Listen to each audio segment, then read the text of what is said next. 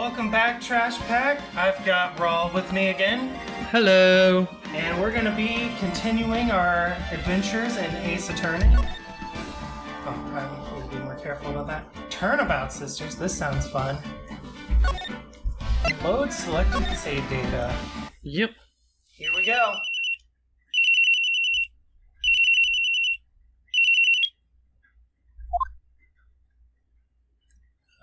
Let's have both of these be you then. Both of these be me? Yes. Hello? This is Maya. Hey, Maya, it's me. Mia? What's up? You haven't called in a while. Oh, sorry, I've been so busy. How have you been?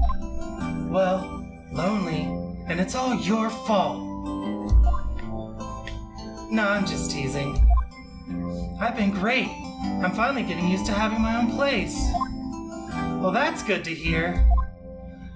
Actually, I'm calling because I have a favor to ask. I know. You want me to hold evidence for you. Sharp as always. There's a lot of buzz about the upcoming trial. I just don't feel safe keeping the evidence here.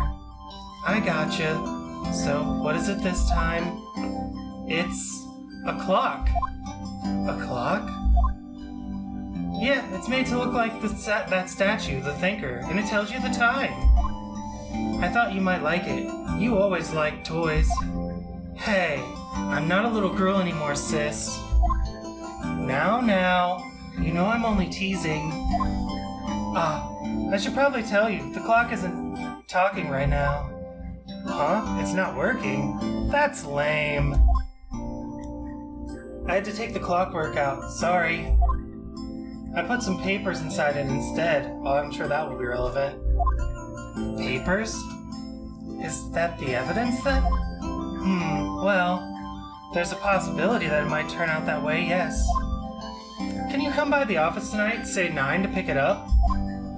I'll be in a pre-trial meeting until then. Okay, sis, but I expect dinner, something good. Like burgers. I could really go for a good burger. Okay. We'll hit the usual joint. Eat your hamburgers, Apollo. I thought you said we were having steamed clams. You know what? Now that we're like at a bit of a pause, I'm realizing now that maybe I should be voicing Maya. It dawned on me. I didn't realize that Maya was Maya from the previous case. Mia. Mia, but yeah. My brain just didn't catch that right away, and so, this character kind of has Maya's voice, and Maya just has a voice. It's not a particularly good one. So, do you mind if I play Maya then, or? Yeah, you can go ahead. That's fine. All right, it's a deal. Wait. So this is Maya, and the other one is Mia. Okay, so Mia, Maya. That is confusing as shit. Oh, it's gonna get even worse. All right, so. All right, it's a deal. Okay, sis. See you soon. Yep. I'll be waiting, Maya. Beep. Conversation recorded. September 5th, 9:27 a.m. Oh boy. So this is the part where she gets murderlated? September 5th, 8:57 p.m. Fay & Co. Law Offices. Now, Miss Fay, I'll take what's mine. The papers. I'm sorry, but I can't give you what I don't have. Miss Fay, you are a poor liar. Why, I see it right over there. That must be the Thinker that swallowed those papers. How could you know? Ho! You are not cogniferous of my background. Gathering information is my business, you see. I should have been more careful. Ho! My dear Miss Fay, I am so very sorry. But I am afraid I must ask you for one more thing. Your eternal silence. Farewell, Miss Fay!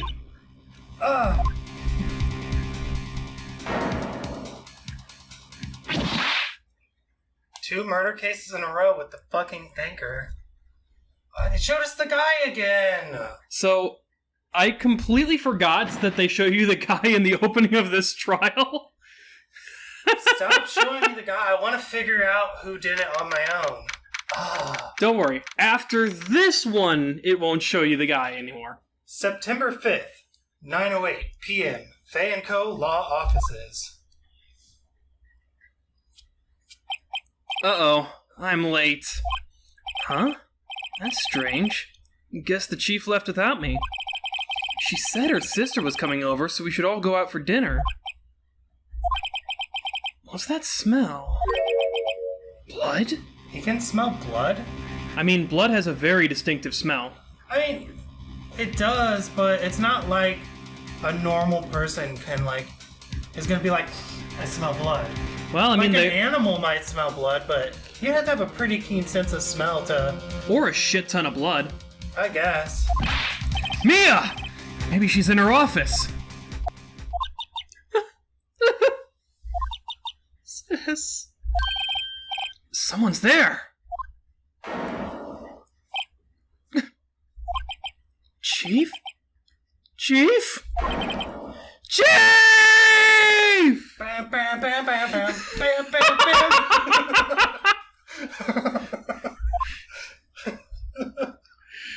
Oh, jeez. I knew you were going to make that joke. Oh my god, look at her fucking art in the back there. Yeah. That's pretty morbid. Who are you?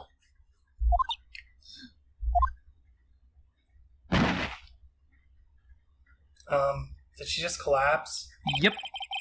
The strange girl dropped out cold. I left her lying on the office sofa. I left her ass there. I went back to the chief, where she lay under the window. At no point did anyone think to, like, call the police or something. I guess not. Oh, she dead as hell. Her body was still warm. I could feel it when I held her shoulder. Then, all too quickly, it began to fade. Until finally she was cold. Yeah. Chief. Now we want to do some examining. Well, let's examine here first. Chief. It's hard seeing her like this. But if there are any clues here... She was struck on the head with a blunt object. She probably died instantly. The thinker lying next to her must have been the murder weapon. The murder weapon. Looks like a statue, but it's actually a clock, made by Larry Butts. There's some glass shards near the chief's body. Must be pieces of the glass light stand lying broken in the back of the room. Glass shards added to the court record.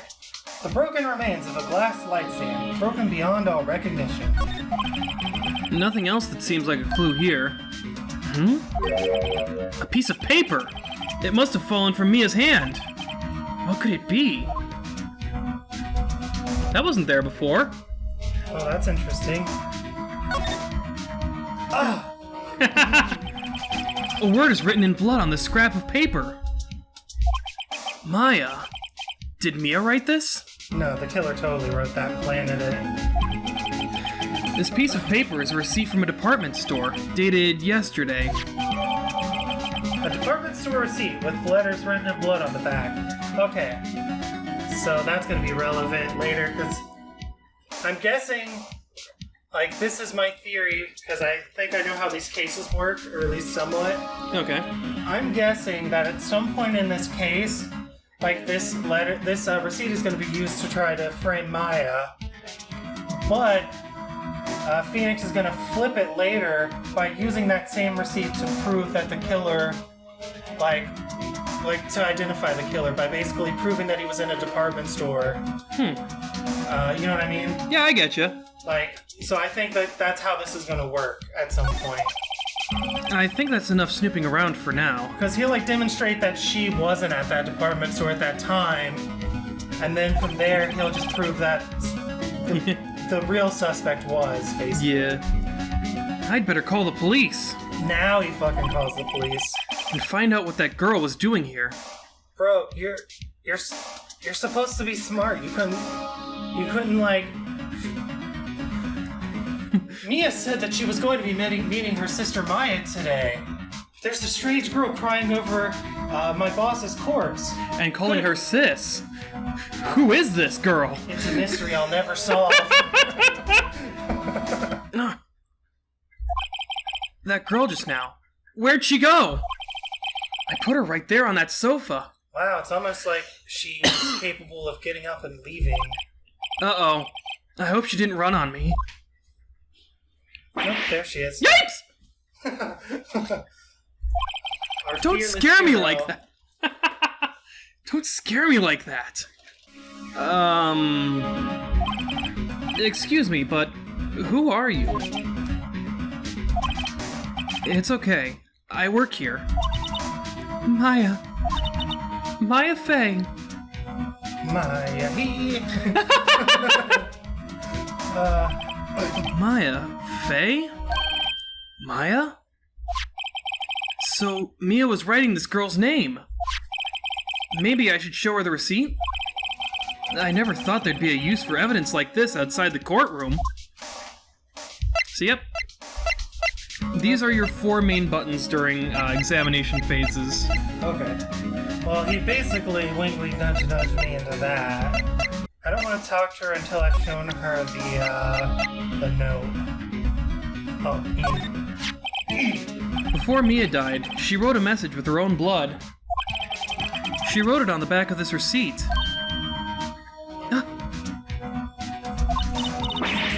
That's my name! Wait a minute. Hold on.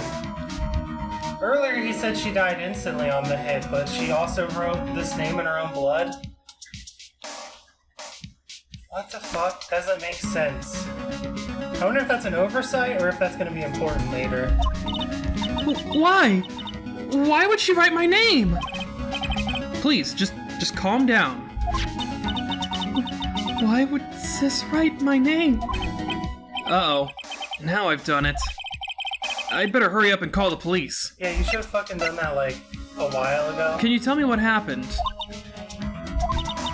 I came in. The room was dark. And Sis... So she was already dead. So, you're the chief's... sister. I'm her younger sister. And you were here... visiting? This late at night? Yes. She said she wanted me to keep some evidence for her. Evidence? Yes. It was that clock. It was the thinker. Okay. Not gonna ask a follow-up question there? Guess not. Let's call Right! I'd better call the police! Yeah, 4 hours later, Jesus. Huh? That's funny. A few of the screws on the receiver are missing. Oh, so he tapped her phone, okay. It looks like someone was halfway through taking it apart. That one will be you. Police! Please, come quickly. What was that? Someone screaming from outside the window? Ah. She's staring right at me. She's holding a phone in her hand. Well, guess someone beat him to the punch. Yeah, because he fucked around for 100 years.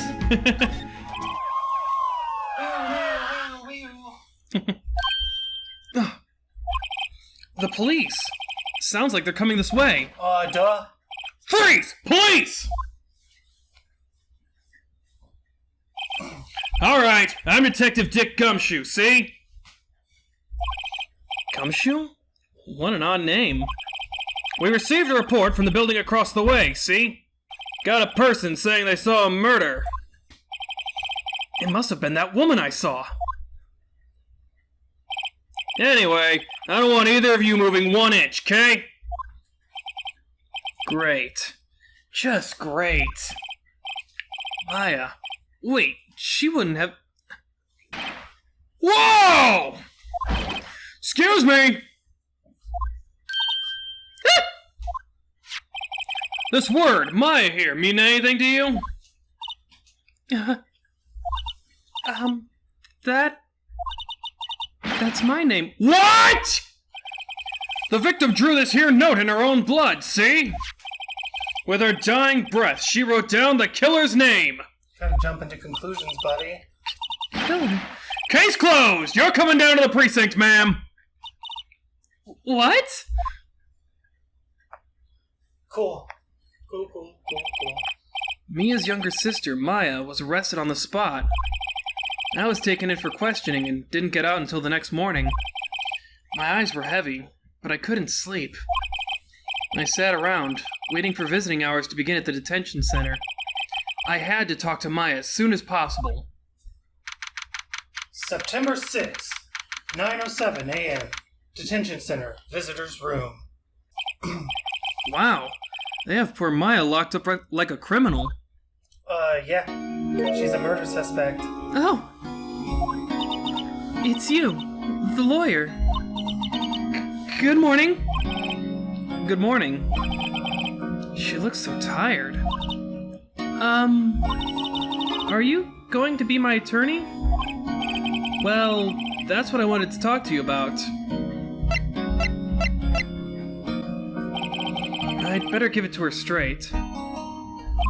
It's up to you. Up to me? Yes, I don't think this is something I should decide. After all, you're the one in trouble here. They're never going to believe me, are they?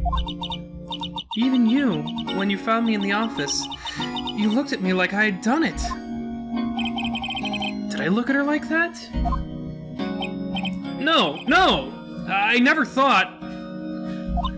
It's okay. I understand. And I've also heard about you. Heard? Heard what about me? I was talking to my sister on the phone the other day.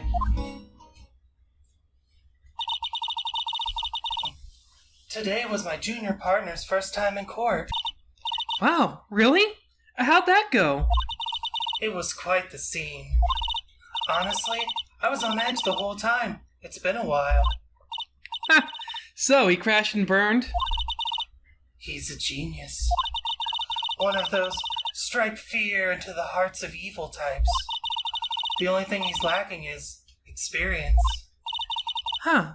Sounds like it was fun. Well, I know who to go to if I ever get in trouble now. I don't know, Maya. I think you might want to wait. Give him 3 more years. That is, unless you want to be found guilty. That's what she said. That's kind of a compliment. I'm sorry. I didn't mean to insult you.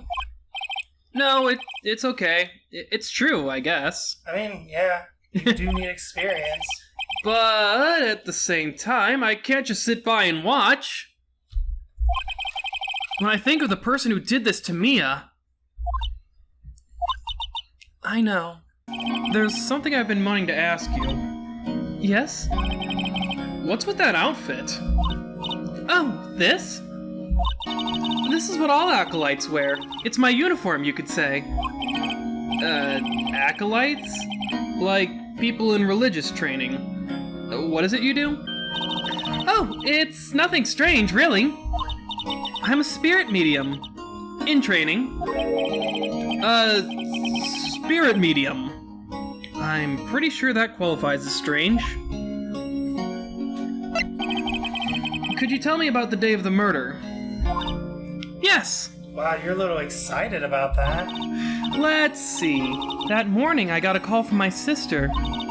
She wanted me to hold on to a piece of evidence for an upcoming trial. Evidence?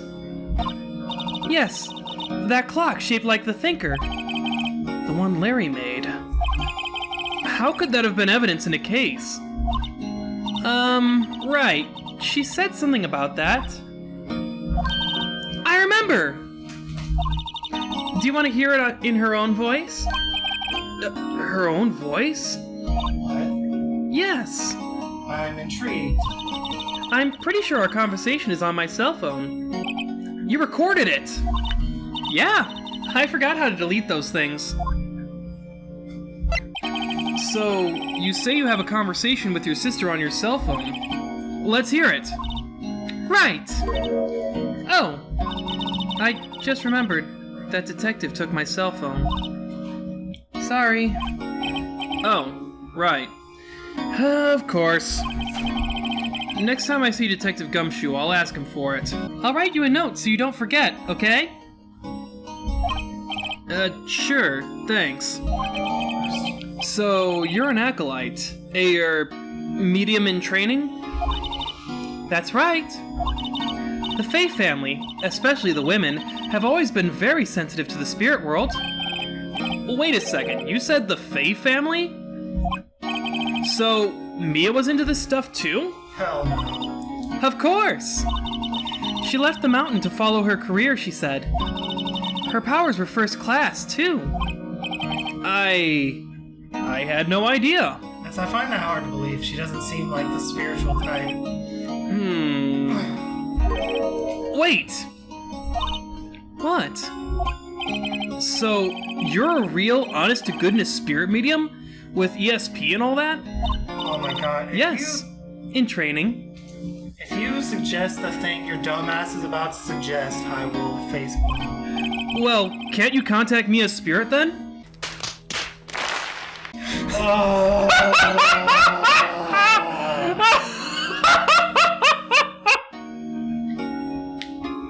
Mia is up in some kind of afterlife, rethinking that genius comment. Yes, exactly. We can just ask her who killed her. I'm sorry. I'm still in training. But who's training you? Ask that guy. Or woman, I guess. I don't know. I probably shouldn't assume the gender of the spirit well, she did say Fae women were the ones most in tune with the spirit world, so it's probably a woman. Well, yeah, but that doesn't mean she's being trained by someone in her family. Oh, that's also fair, yeah. She could just be getting trained by some spiritual dude. I don't know the rules. I don't know how Japanese spirit mediums work, so... Fair enough. I couldn't do something on that level. I'm guessing, though, it's probably like a mainly women thing, because it seems like everything related to spirits, from what I've seen in Japanese culture, is like very women-oriented. That's fair. The ghosts are typically women, the mediums are very typically women, like priestesses and stuff. It seems like all their spiritual stuff is very, like, female-centered. That's fair. I thought that would be too easy. Also impossible, because spirits aren't really a fucking thing, you guys.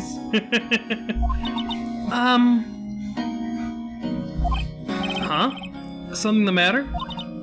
I was wondering, could I ask you a favor? Huh? This is the address of a famous lawyer. My sister gave me this a long time ago. She said if I was ever in trouble, I should call him. And, well, I'm in trouble. Do you think you could go ask him to represent me?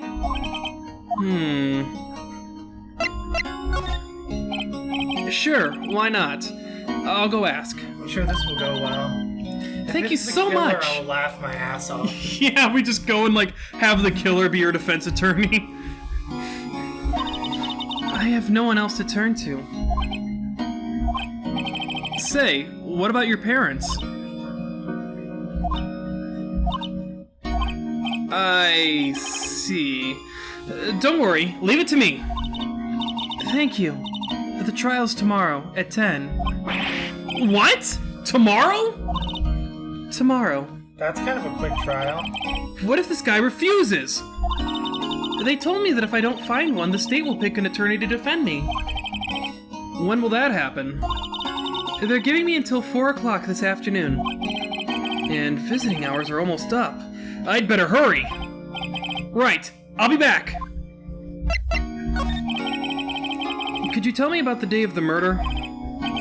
Sorry, I know it must be hard. No, it's okay.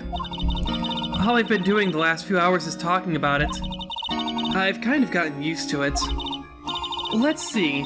That morning I got a call from my sister.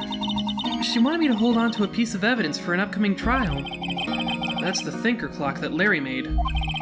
It practically qualifies as a serial murderer by now. Yeah, kinda. So then, when did you arrive at the office?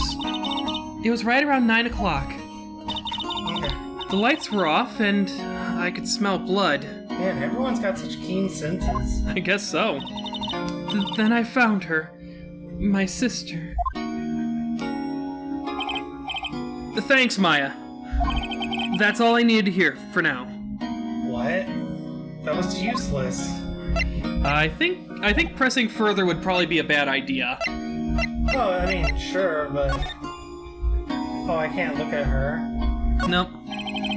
This guard monitors the visitor's room. He hasn't moved an inch. A real pro, this guy. It's almost like he's drawn and not animated in the slightest. Grossberg? Yep, that's the law office. The Grossberg Law Offices, here we go. September 6th, Grossberg Law Offices. According to the receptionist, the big boss is out. Fucking big boss. She couldn't say when he'd be back. It must be hard to keep track of everything when you're a famous lawyer. Not to mention run an office like this. I guess I'll just have to come back later. That painting has been bugging me ever since I stepped in here. Has it? The oil paint is so thick, it's practically giving me a stuffed nose. I'm sure the price is nothing to sneeze at either, for that matter. September 6th, Fay & Co. Law Offices. The office is filled with police officers. They're all busily searching for clues. Hey, you there! This is a crime scene, pal! No trespassing! Sorry. Don't I know you from somewhere? Wait, you're that Butts guy, aren't you? No. Phoenix Wright. How could anyone mistake me for Larry? Ha! Guess I got the wrong name, Mr. Wright. Sorry about that. He was wrong about Wright. That Butts guy, he was a killer, and you're no killer, right? He was proven innocent. Right. And you were... He's Detective Gumshoe. Gumshoe, wasn't it? Dick Gumshoe? Right! At your service! Hang on! That's Detective Gumshoe to you, pal! Okay. Anyway, get the name right. And don't go calling me Dick. Hey, Dick! Get over here! Yes, sir! Be right there! You're her lawyer, right, pal? If you got business here, you'd better do it quick. Phew! He thinks I'm Maya's lawyer. Okay. About Miss Fay, did you do an autopsy? You want to know the results, eh? Now, don't you look at me like that, pal. It's no use. She might have been your boss, but that doesn't mean you get any special treatment. All right. You can see the report, but that's all. Mia's autopsy report. Time of death, September 5th at 9 p.m. Cause, single blunt force trauma. Death was instantaneous. Yeah, see? So, how the fuck did she write a note in blood if she died instantly? That there is the question. I've already found the contradiction. Yes! Quick, take me to the trial. But you're not even Maya's lawyer. Oh yeah, I probably should become her lawyer first, right? About Maya. Yeah, I'm looking forward to the trial. Sorry, pal, but this is one trial you aren't going to win. Oh, I beg to differ, bro. Why do you say that? The city's put Prosecutor Edgeworth out of prosecution. Here we go. I don't have a voice ready for him, Edgeworth. no. Well, he's not here yet. And I'm sure you know what that means, you being a lawyer and all. Prosecutor Edgeworth. That's right, pal. Mr. Miles Edgeworth himself. I'm gonna kick his fucking ass. Wait, you do know him, don't you? I was gonna say I do, whatever. I know him. He's a feared prosecutor. He doesn't feel pain. He doesn't feel remorse. He doesn't feel... Damn it, I lost my joke. That punchline will forever be lost. I was gonna make some, like, joke about feeling the music or something, but then, like, my brain couldn't put it together. But can he feel love? But can he feel love? He won't stop until he gets his guilty verdict. Ah, don't talk about him that way. You make him barely sound human. Still, I'm afraid this pretty much decides the case. Nothing's decided till it's decided, Gumshoe. So, Edgeworth is on this one. Yeah, and he's on edge. He hasn't lost a case since he became prosecutor at the incredibly young age of 20. Hell yeah. There's always time for a first. Of course, there are rumors of back alley deals and forged evidence. He doesn't seem like the type. All I know for sure is that Edgeworth hates crime with an almost abnormal passion. He doesn't seem like the type to fake evidence, but maybe he does. I never imagined I'd be facing him so soon. And there was broken glass at the crime scene, right? I still don't know what the relevance of this fucking glass is, though. Oh, that? I've actually kind of forgotten myself. It seems like a glass stand next to the victim fell over. The glass shards were pieces of the broken stand. Yeah, see, I don't know what the relevance of that is. Maybe it'll make more sense later on. Why would I show my attorney badge? I don't know. Honestly, that's like the least useful piece of evidence. I don't think there's ever a single point where the attorney's badge needs to be used in all of the games. Oh, maybe it'll come in handy for like one case. Maybe. Like 6 games in or something. I was wondering, did you see Maya Fey's cell phone? Oh, that? I have it. Do you think you could give it back? Sure! I mean, wait a second, pal! Tricky lawyer! Uh-oh, he's on to me. If I tell him why I want it, there's no way he'll give it to me. So? Something the matter? Oh, no, it's just, detective. Nope, I know nothing, pal. That cell phone has a lot of numbers on it, like her boyfriend's. The cell phone holds all a little girl's sweetest and spiciest secrets. You're trying to confuse me! Sorry, pal. I already checked all the numbers in memory. Impressive. You're quite the detective. Uh-huh.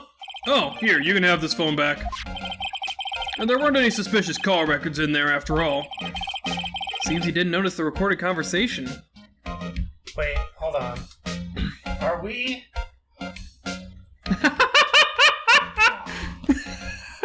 I can see like the absolute disappointment on your face right now. Aren't we supposed to report evidence? Like, we're lawyers in this game, right? We can't even use evidence unless we file it properly. Welcome to Ace Attorney, where you are not only the attorney, but you are also a detective yourself who presents evidence in court that they haven't actually filed in court. Yeah, see, that's not how actually court works. I think that Legal Eagle guy did a Let's Play of one of these games. I wonder if it was this one.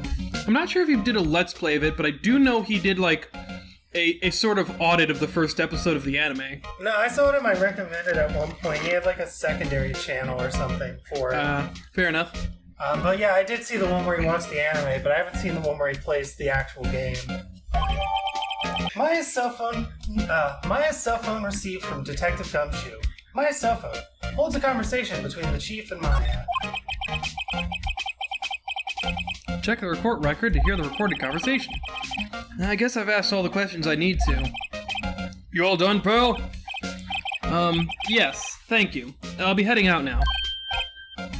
Oh, wait! One more thing I wanted to mention to you. I don't suppose you're planning on talking to that witness. Anyway, you'd better not. No influencing the witness with your lawyerly ways, pal.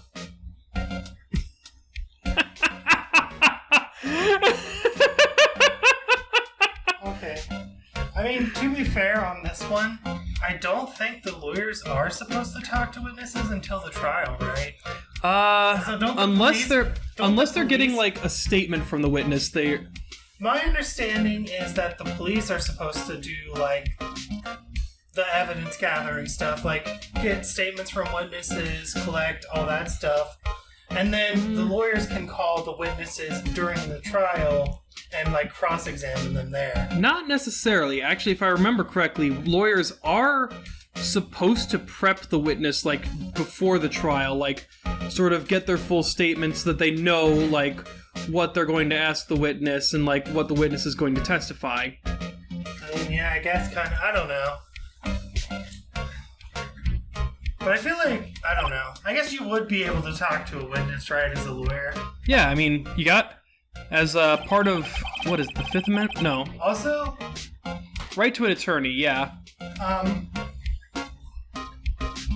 So I'm a little confused, by the way, because this woman kind of looks like the murderer. Kinda. Like, I don't know if they're going to end up being related and this is like a scheme of some sort, or if the guy we saw at the beginning is actually a girl and, like, they were just, like, disguised. But, like, same hair color, same, like, that's, like, almost the same outfit. Yeah. Come to think. I don't know if that's even relevant or if it's just, like, a weird design coincidence. Maybe. Who knows? But those are very similar looks. Yeah. And same hair color. The witness? Yeah, Miss April May. What about June, July?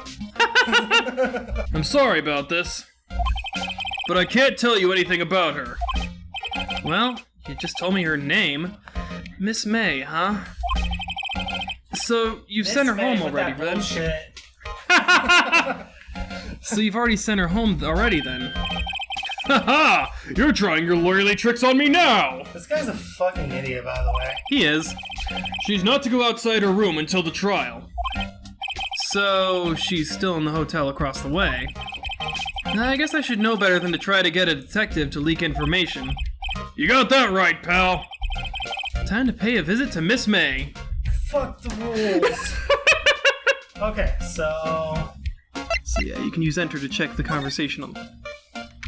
September 6th, Gatewater Hotel, room 303. Oh, I hate this. Oh, I hate this a lot. Well, hello there, handsome. Hi. Smooth, right? Real smooth. You're the lawyer, aren't you? The detective told me. He said, don't say nothing to that lawyer, pal. I cannot do a laugh like that. Memo to self. Thank Detective Gumshoe for making my job harder. Gee, this is all like something out of a movie. It's all so exciting. I can hardly contain myself. Oh, let me go freshen up so I can look the part of the beautiful eyewitness. I pity the lawyer that has to cross-examine that one. So let's look around her room really quick. Oh, what's this? Is that a screwdriver?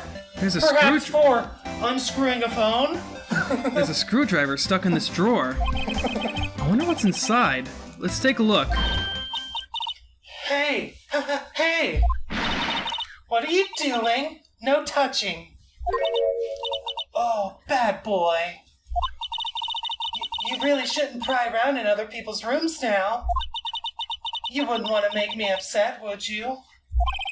Upset? I thought she was going to explode for a second there. I wonder what could be inside the drawer. A fucking screwdriver, can't you tell from here? Well, I mean, there might be something else in the drawer other than the screwdriver. Yeah, but... I mean, I already know it's gonna be a fucking, like, tracking bug that she planted in the phone. And the screwdriver's from when she took the phone apart to retrieve it. Alright. Let's talk. Do you think you could tell me something? I need you to describe what you observed at the time of the incident. Ooh, observe? Incident? You sound just like a lawyer in the movies. I like a man with a big vocabulary. Better not encourage her. I fucking hate her. I like her hands like that. You know that thing that happened the other day? The bad thing? What did you see when it happened? I don't suppose you could tell me about it. Pretty please? Let me see. Well, dream on. If you want to know, you just have to come to court tomorrow, Mr. Lawyer. Oh boy. Miss May. Could you... Just who exactly are you? Oh, Mr. Lawyer, are you hitting on me? No! Hey, I'm just doing my job here. You know, you're cute when you blush. Believe me, this is the first time in my life I've blushed this much. Right. Can you just tell me what it is you do? Well, no. And you had your little hopes up, didn't you? Oh boy. I feel like this voice I'm doing is really bad, but it's whatever. It's good. It's good enough. I see there are 2 glasses on the table. Is someone staying here with you? Oh, what amazing powers of observation. You must be one of those famous detectives, like on television. Oh, no, not me. I'm just the lawyer. Say, Mr. Big Detective, why don't you go look for clues in the garbage? Miss May doesn't like nosy little lawyers. Oh boy. A bottle and 2 glasses are on the table. Somebody must be staying with her. That is interesting. So I wonder if there is that, if they're like, it's like a brother-sister duo or something. If that wasn't the most over-the-top clearing of the throat I've ever heard. Oh, so you're the one they say has been looking for me. Yes, that's me. He looks even grander than I imagined. He looks like, every, male character that Don Bluth has ever drawn. Kind of, yeah. Now that you mention it, holy shit. He's got that, friendly dad energy.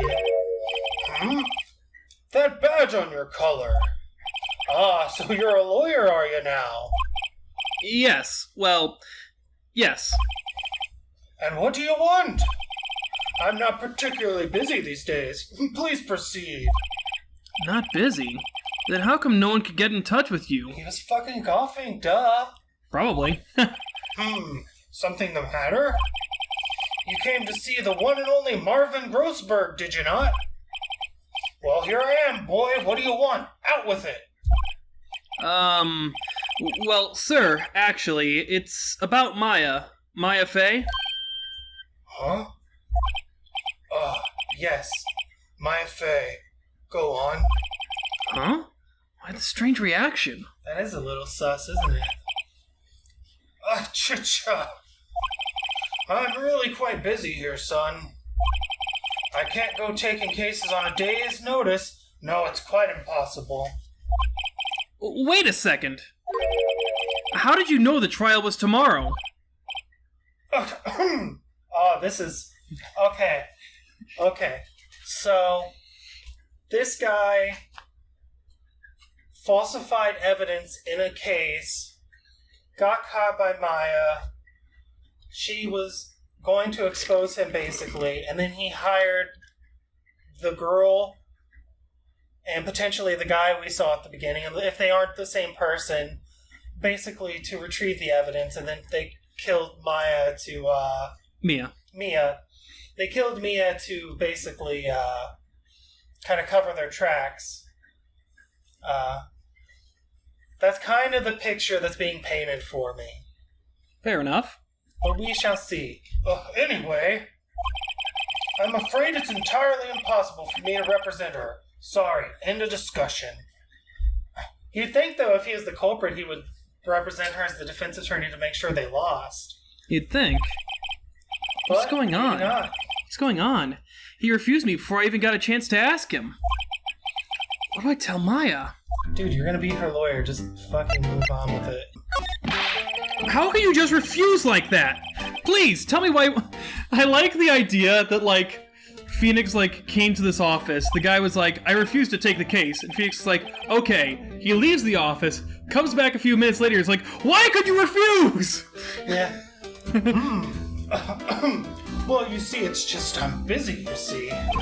Well, unless he's been blackmailed into not taking the case. but the client is Mia Fey's sister. Mia trusted you. She knew her sister would be in good hands. Yes, of course, I know that.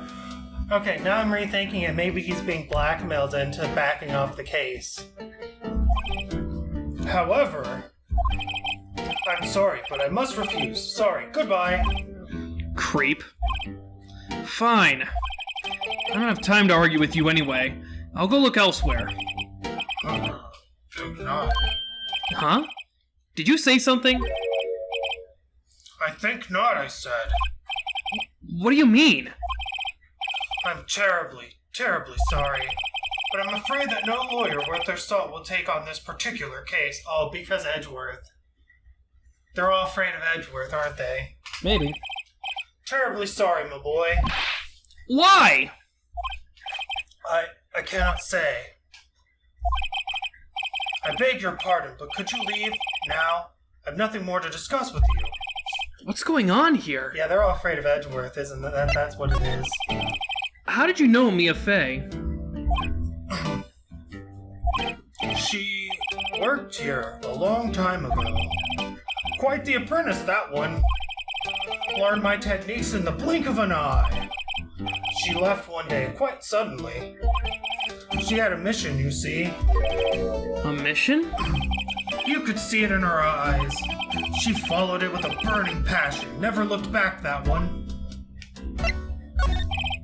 That's quite a painting. Aha, you noticed! It's my pride and joy. Impressive, isn't it? Well, isn't it?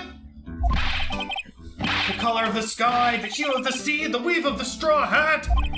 It's worth at least 3 million. I have no intention of parting with it, of course. No, I won't sell it. Not even to you. I wasn't interested. It's not for sale. I'm not buying! Oh. Jeez. I'm so used to this guy just throwing words out. I thought it was still him. It's not for sale. I'm not buying it.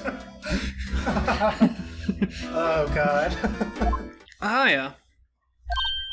Oh, you're back. Did you find the lawyer? Well, what do I tell her? Well, see, just be honest. I really don't think you should use that guy. He didn't seem healthy. He was all skin and bones. What really happened? You don't mean he refused to help? Good. I see. I've been abandoned then. Alright, we're gonna go ahead and... What about your family? I only had my sister. My father died when I was very young. And I don't know where my mother is. Don't know. So she could still be alive? The women in my family have been mediums for generations. They say a lot of spiritual power runs in our blood. About 15 years ago, our family was involved in an incident. It's Mia, Maya, and Mama. Yes. There was a man, and he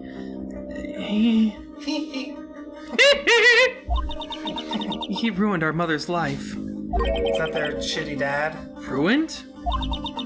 After that, she disappeared. Several years after that, my sister announced she would become a lawyer, and she left the mountain. So, you live by yourself? Yes, I've gotten used to it. Oh, also, I had to become independent, or I would lose my powers. I feel bad for her, all by herself up on that mountain. So, who was this man who ruined your mother? About 15 years ago, there was an unusual murder case. It made quite a stir. Everyone was talking about it, apparently. The police were running out of leads, and they were getting desperate. Wait, they didn't use a spirit medium, did they? The police convinced my mother to try to contact the victim. Wow. So what happened? Nothing admissible in court. The case was solved. We thought. You thought? the man my mother helped the police capture was innocent. Ah, The police's consultation with the medium had all been carried out in secret, of course. But well, that's illegal as fuck, but okay. a man found out about it and leaked it to the press. He told all the papers that my mother was a fraud, and the media jumped on it big time. My mother, became the laughing stock of the nation. I see. White. White? Excuse me? White? That was his name. My sister told me. White. White versus right. Just a little longer now before the state-appointed lawyer comes, I guess. 4:00 p.m. Time's up. What should I do? Do I just leave her and go home? I'm gonna defend her. I've made up my mind. That's fucking... Yeah. I'm going to defend you, whether you want me to or not. Why? Why? Well... You aren't the culprit. Someone else is. How do you know? Because it's fucking obvious. I have a hunch. Given the evidence, it would be easy to assume that Maya was the killer. No, actually, all the evidence so far is pointed in the exact opposite direction. In fact, it's all pointed towards a framing. But there's something about this whole thing that smells fishy. That witness's strange behavior. Was that all an act? No, she totally, like, on a normal day-to-day, curls her arms up and is like, yeah, I'm a little kitty cat, meow meow. Like, no, she's not fucking like that. That's an act. And the way that lawyer refused to help out Maya. I'm confused about the lawyer still. He's either afraid of Edgeworth because Edgeworth is like the meanest fucking lawyer in town, or he's being blackmailed into keeping his fucking hands out of this, as well as every other defense lawyer in like the area. Could be those. So we're gonna find out soon enough. But more than all that, she has no one left to help her. Nothing is more sad or more lonely than that. Also, my boss would probably be pissed if I left her sister to just fucking hang. I know. I've been there. A long, long time ago. In a galaxy far away. Yeah. Why did I become a lawyer in the first place? Because someone has to look out for the people who have no one on their side. Maya, All right. I won't abandon you. You can count on me. That's so kind of you.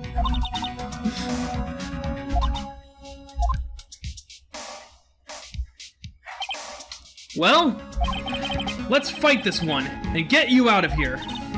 Right, thank you. Phew, she smiled at last. She looks like an entirely different person. One last question.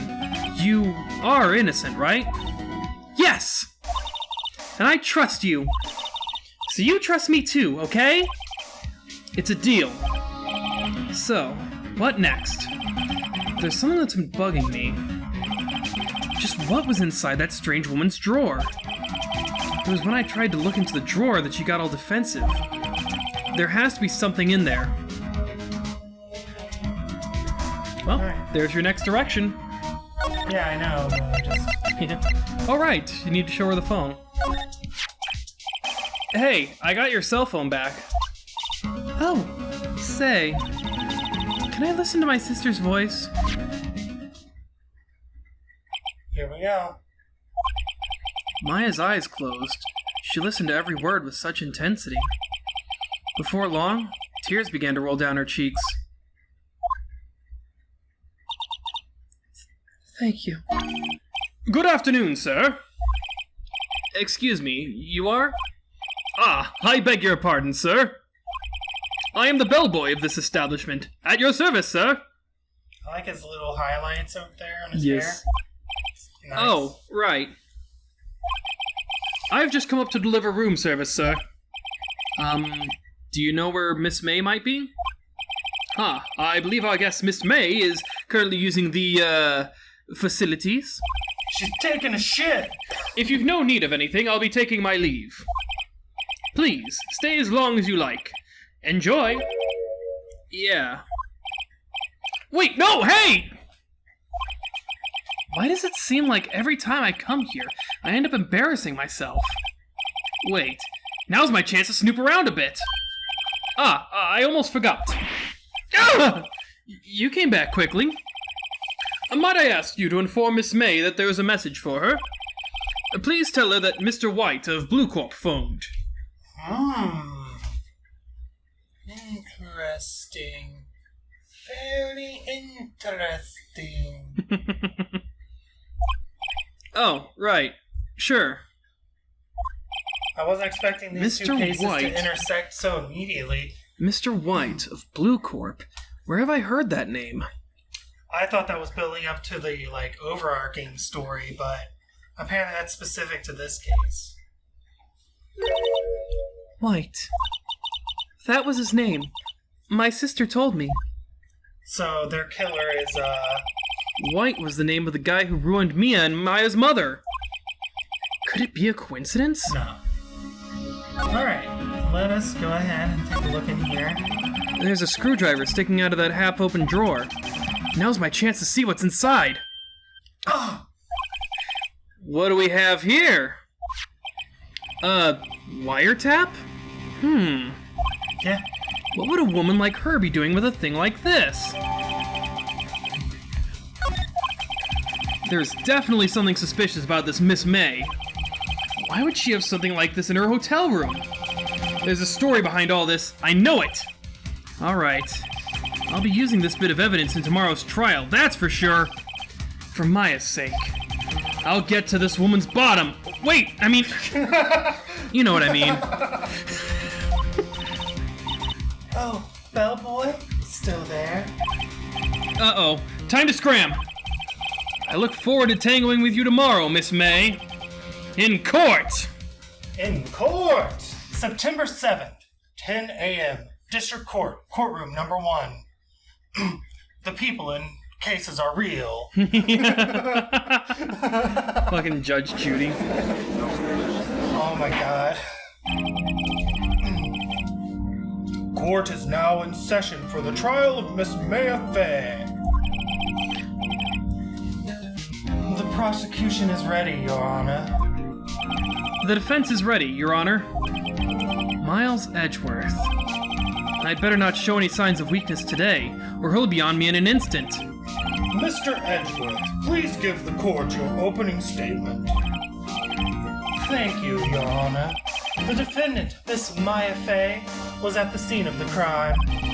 The prosecution has evidence she committed this murder. And we have a witness who saw her do it. The prosecution sees no reason to doubt the facts of this case, Your Honor. I see. Thank you, Mr. Edward.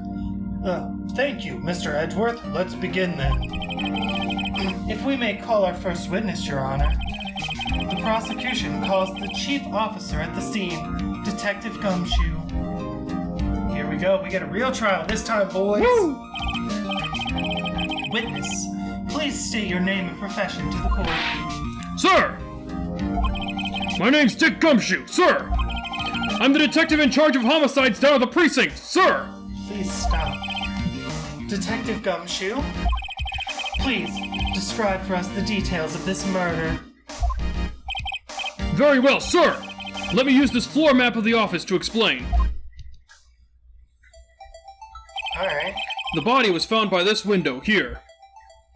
okay. So we've got couch, Table. table, the office desk, the plant, the chair, and then we've got the vase. The light stand. Well, the broken glass thing. Yes. So whatever relevance the fucking glass has, it's gonna have something to do with this layout. Possibly. And the cause of death. Loss of blood due to being struck by a blunt object, sir. The murder weapon was a statue of the Thinker, found next to the body, sir. Wait, hold on. So, the finger was found here. Yes. She was found here.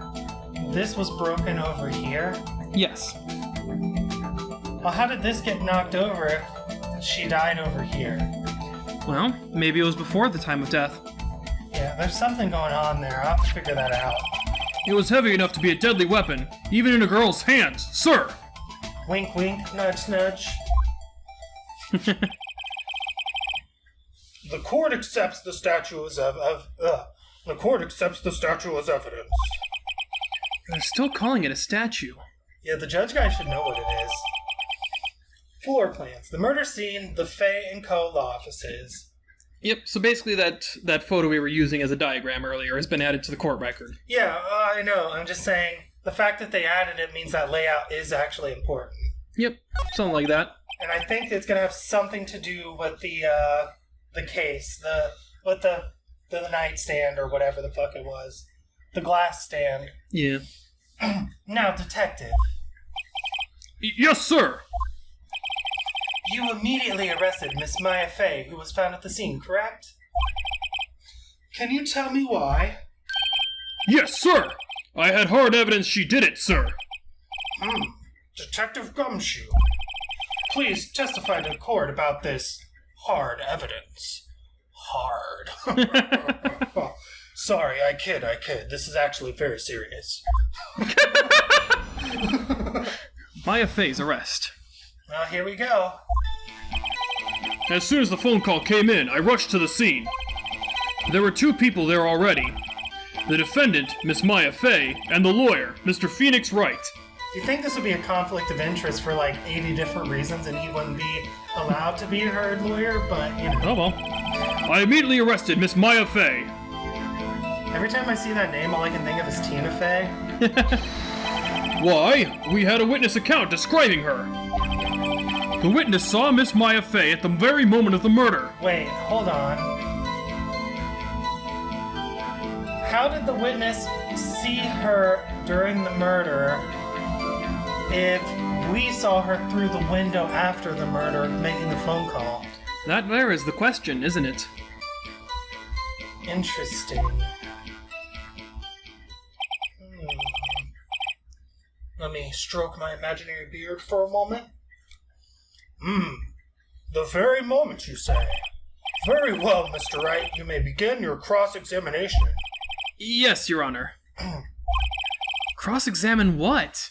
Dude, come on. I couldn't see a single contradiction in that testimony. Whoosh. Smack. Hey, Maya just threw something at me. What's this? When my sister couldn't find any contradictions in a witness's testimony, she would bluff it and press the witness on every detail. The witness always slips up and says something wrong. It worked lots of times. I should have expected Maya would know some of her sister's tricks. Alright, let's give this a try. Something the matter? No, Your Honor. I'd like to begin my cross-examination. Alright. So yeah, this is basically your introduction to pressing, something you didn't use in the last case. Maya Fay's arrest. So yeah, in any statement, you can press Q to press the witness and get more information about that statement, even if there's not a contradiction.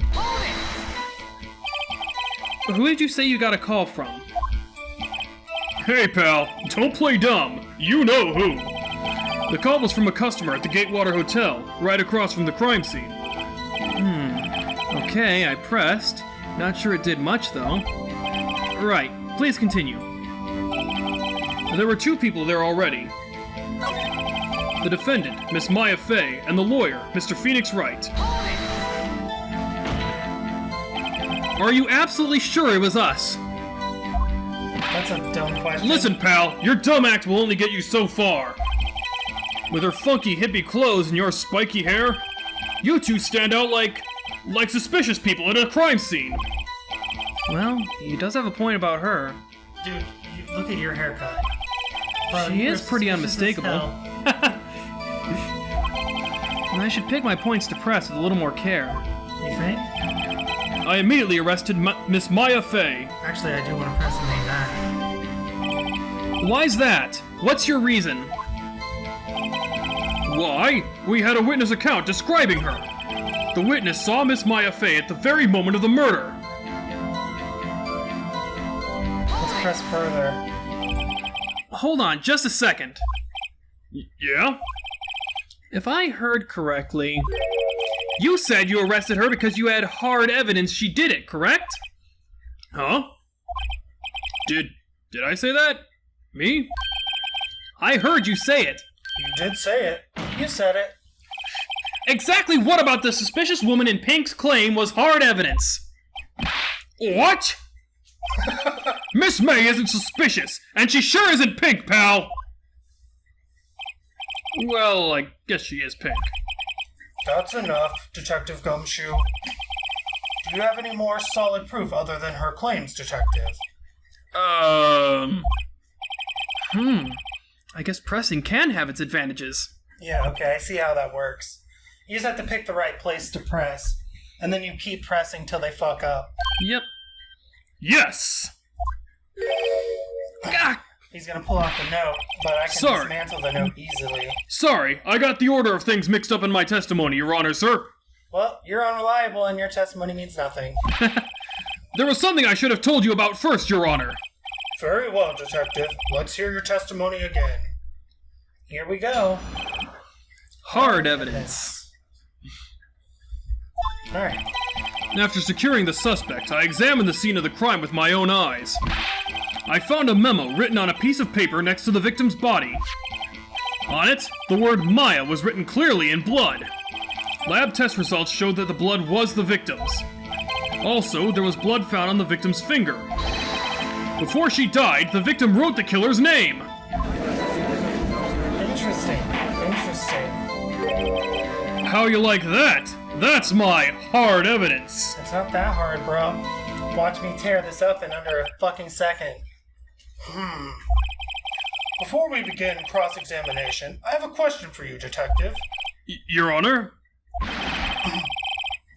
Why didn't you testify about that vital piece of evidence the first time? I know. I'm real embarrassed I forgot about it, Your Honor, sir. Try to be more careful. This is a courtroom, damn it. Very well. The defense may begin its cross-examination. Alright. I already know where I need to do the thing, so I'm just gonna go straight there if I can. Yep, basically.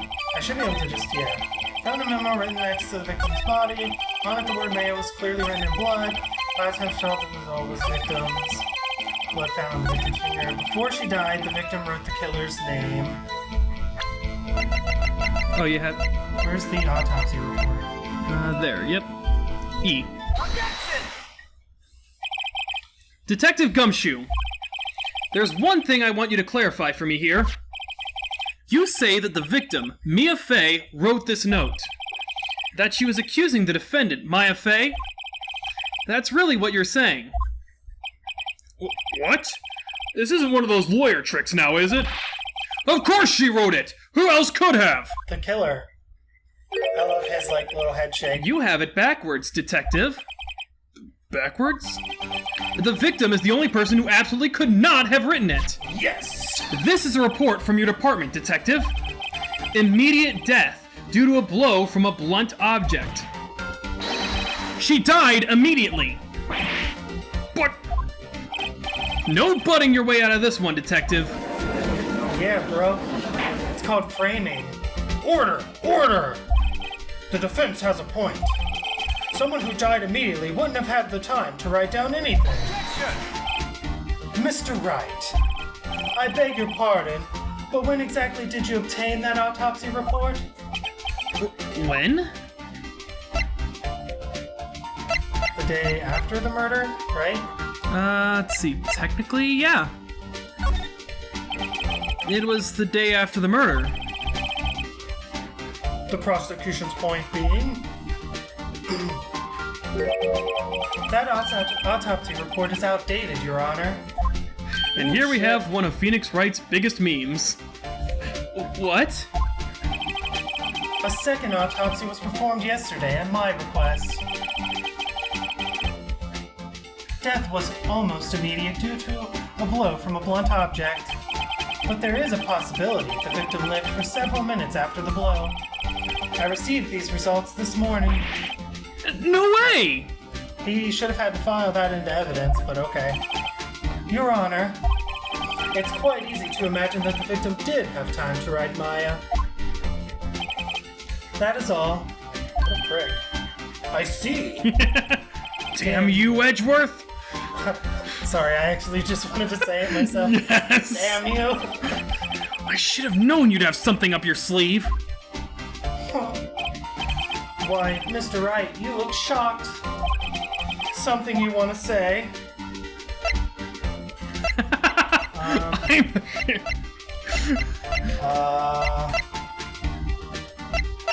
Well, I mean, the only accurate one is that the detective is a sham. Detective Gumshoe, you're a sham! How could you give me a faulty report? Huh? I thought... Detective Gumshoe.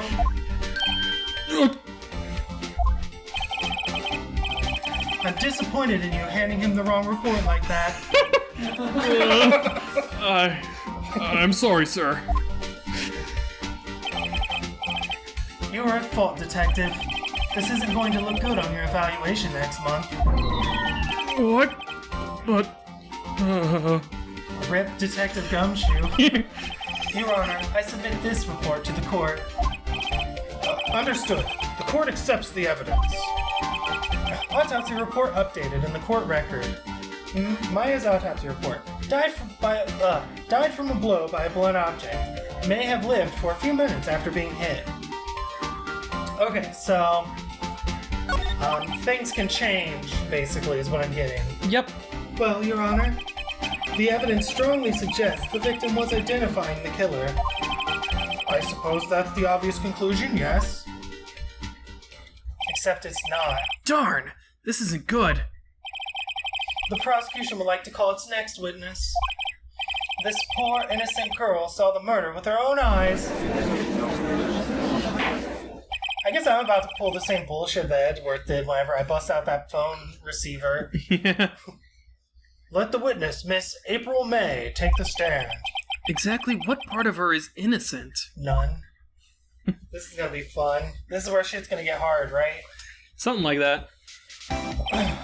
Witness, your name, please. April May, at your service. Wink.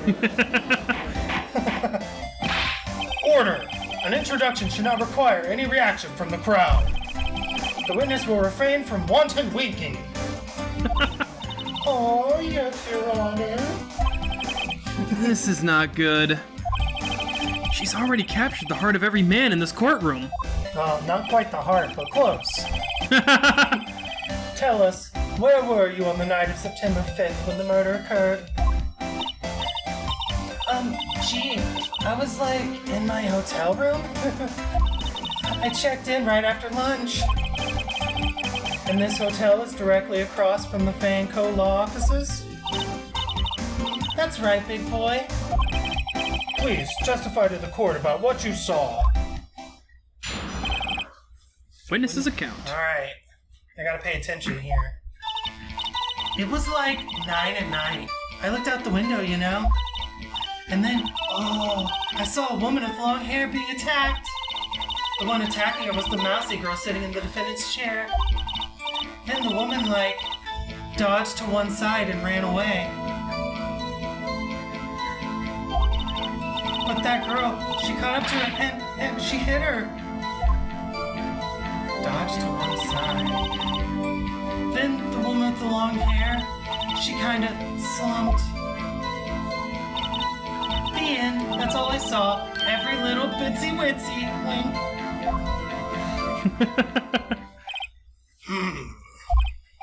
Well, Your Honor.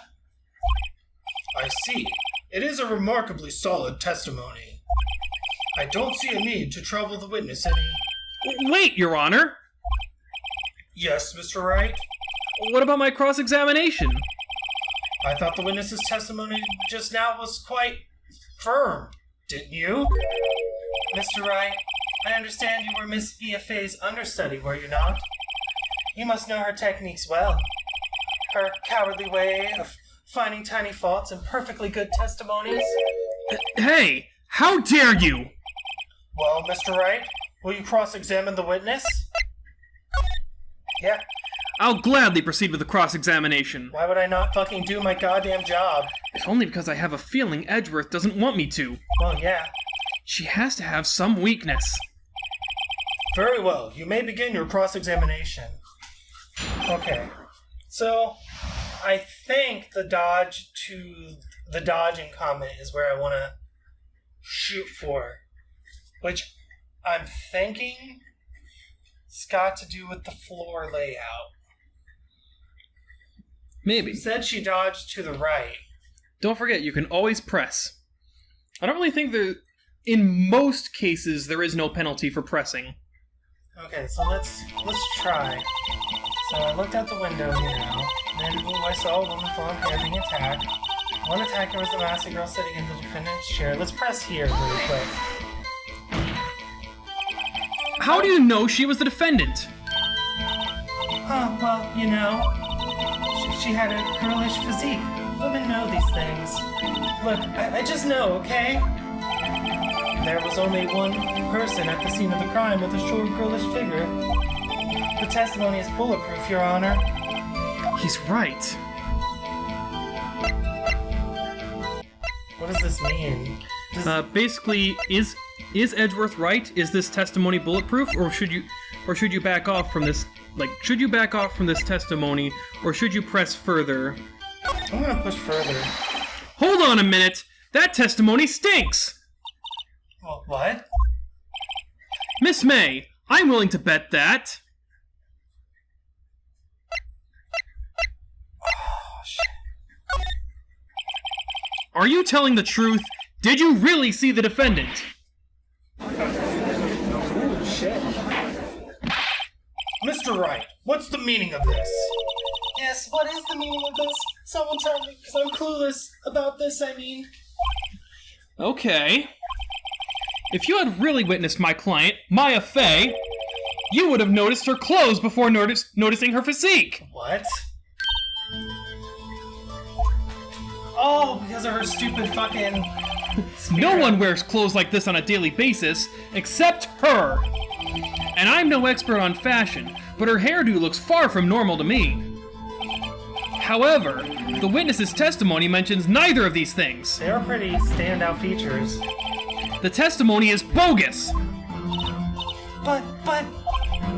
Still, we don't know if she was dressed that way the night of the murder. Yes, we do.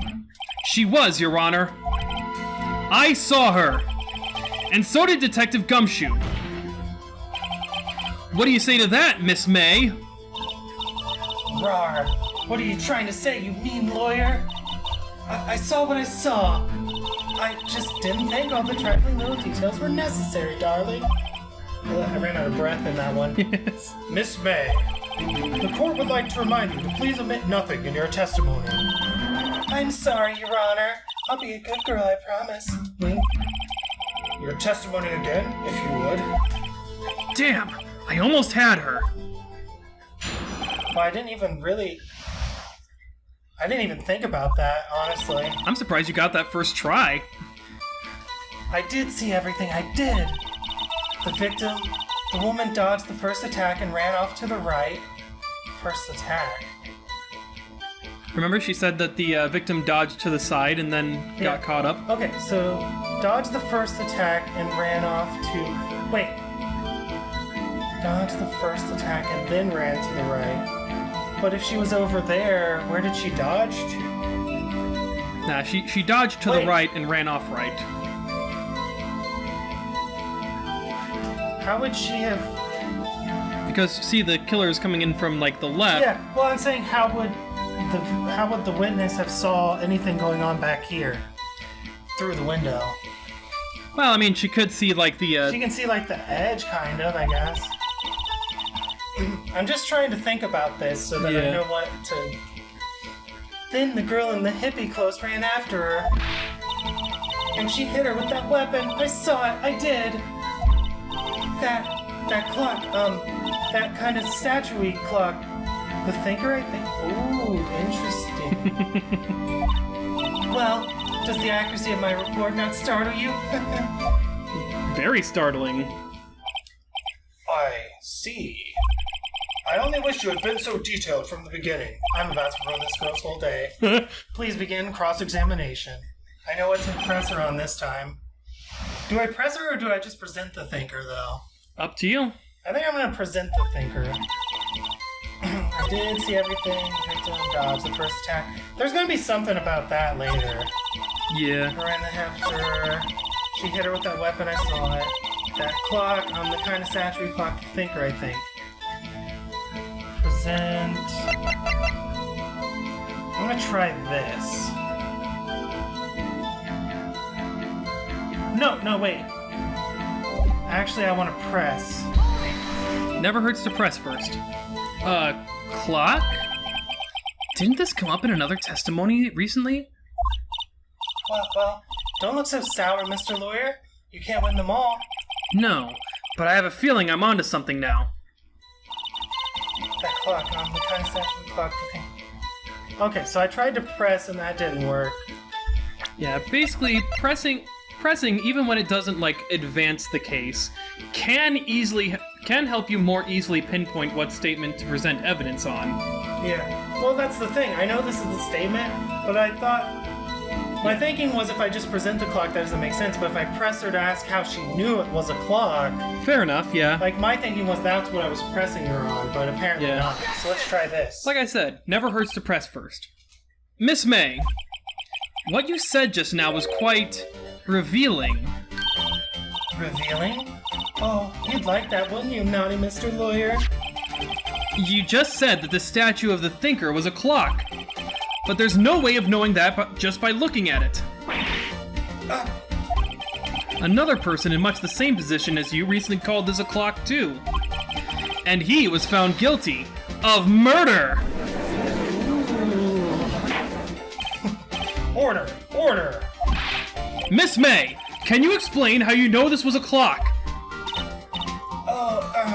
Objection! The witness saw the murder with her own eyes. That's all that's important here. The defense is trying to confuse the issue with trivial concerns. Yes, of course. You will withdraw your question, Mr. Wright. But questions are all I have, Your Honor. And as you may recall, I've caught murderers with those questions before. Well, only once.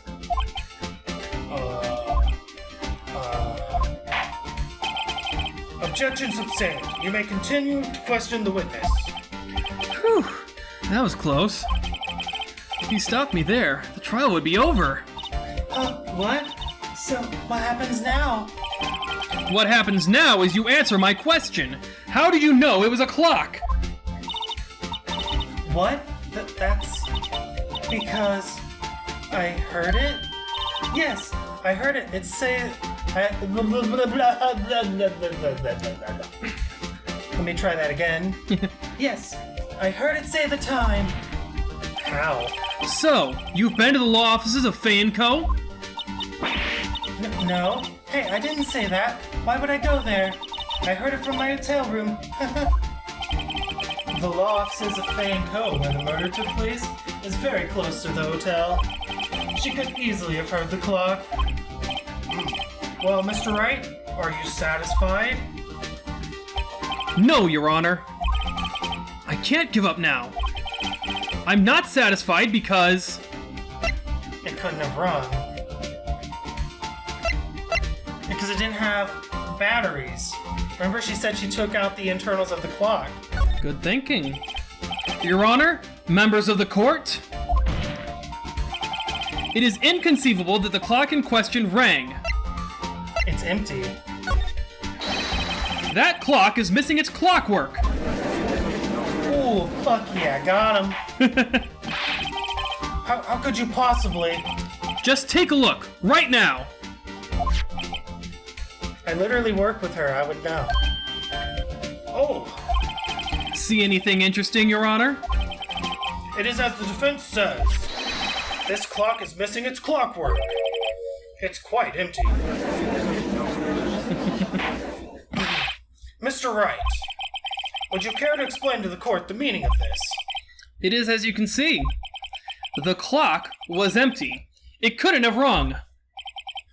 Therefore, this witness is a big fat liar. Fat? Well, Miss May?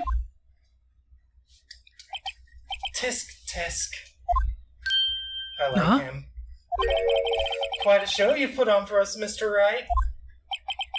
He knew the clock was empty. Somehow, he prob- knew! He probably had the cell phone records. I'm afraid you've forgotten one thing, however. Indeed, the clock is empty, as you say. It can't ring. However, we must ask, when was the clockwork removed? If it was after the witness heard the clock, then there is no contradiction. Oh! That's true. That is a possibility. But I do know when the clockwork was removed. The clock might have been emptied after she heard it. And that is exactly what happened, Your Honor. Well, Mr. Wright, can you prove when the clockwork was removed? Oh, impossible, of course. No, it's not. I have proof. What? Wasn't it you who told me proof is everything? Well, I was listening. And now, I'll show you the proof you like so much. The evidence that proves when the clockwork was removed is... Holds the cell phone, right? Take that! Take that! Take a look at this. That's a very cute cell phone. Oh, you have a girly phone. Wait, this isn't my phone. Listen. This is the defendant's cell phone, and it contains a recording. A recording of a conversation she had with the victim on the day of the murder. Order! Order! The defendant's cell phone? This wasn't brought to my attention.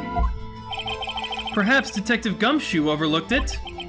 Good detective better remember he's up for evaluation soon. I gotta say, I'm starting to feel bad for the big fella. Yeah, me too. Let's hear the conversation. Should we read it again, or? Yeah. So, you just want me to hold on to the thinker for you, then? If you could. Ah, I should probably tell you Oh, no, that's you. Oh, I should probably tell you, the clock isn't talking right now. Huh? It's not working? That's lame. I had to take the clockwork out, sorry. September 5th, 9:27 a.m. Your Honor, I think this makes it clear the clockwork was already gone by the time this was recorded. Which was well before the witness even arrived at her hotel. Well, Miss May, would you care to explain this to the court? Just how did you know that weapon was a clock? Ooh, fuck, he got this bitch. Well, isn't it obvious? I saw that clock before. What store was it in again? I got so many. Oops, I forgot. Wait. So the witness had seen it before? That's impossible because they're one-of-a-kind pieces by Mr. Larry Butts. That would make sense. Does the defense have any objections, Mr. Wright? Yeah. The witness claims she had seen it before, but this directly contradicts a piece of evidence already submitted to this court. Oh, right. Please produce this evidence that will prove the witness had not seen the clock before.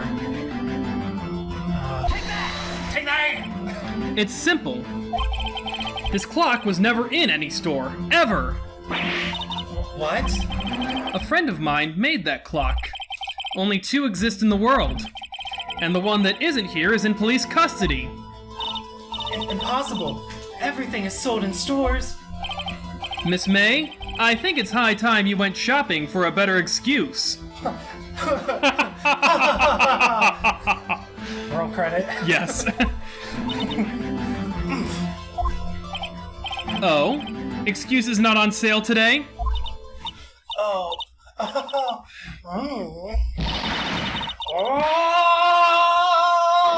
She's going Super Saiyan. Oh my god, what the? Damn. Man, his vicious mockery is on point. Yes. She like fucking transformed. This is like her second form. Yes. What's it to you, porcupine head? That stupid clock doesn't matter, okay? She did it, and she should die for it. Die!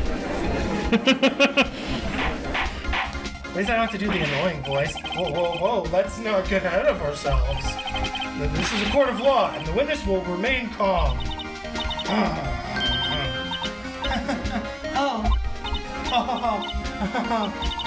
Silly me. Did I, lose it? I guess I did. Wink. Scary. Miss May, let me ask. Tell me, how did you know the weapon was a clock? That's like a Joe face. Yes, that is a straight JoJo face. Oh dear. Does the defense have an opinion on this behavior? Okay, this is it. Yes, Your Honor. Allow me to explain how I see the truth of the matter. Miss April May, you knew the weapon was a clock because... You held it, probably. You heard about it. She'd heard about it. The witness had never held the clock in her hand. However, she had heard that it was a clock. Because she wiretapped the phone. She heard? That is correct, Your Honor. There was no other way she would have known the thinker was a clock. And I can show you the proof. Well, this is interesting. Let's see it then. Show me evidence proving that the witness had heard the murder weapon was a clock. This. Take that! Have a look at this. That? I found this in Miss May's room. Mr. Wright, please explain to the court what this is. Miss April May, you were tapping the victim, Miss Mia Fey's phone, were you not?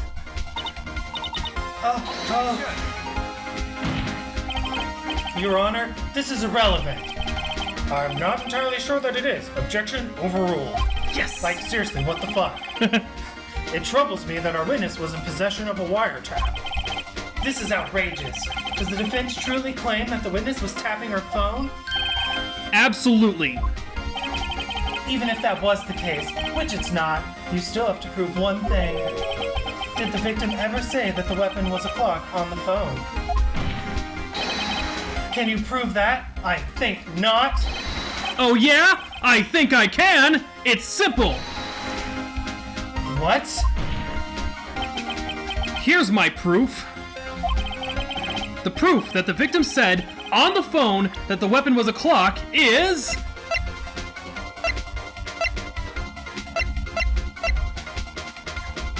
Shit. This is actually hard.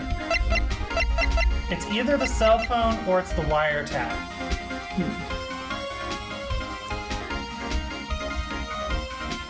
The proof that the victim said on the phone that the weapon, that would be the phone conversation, right? Seems about right. Hey, guy!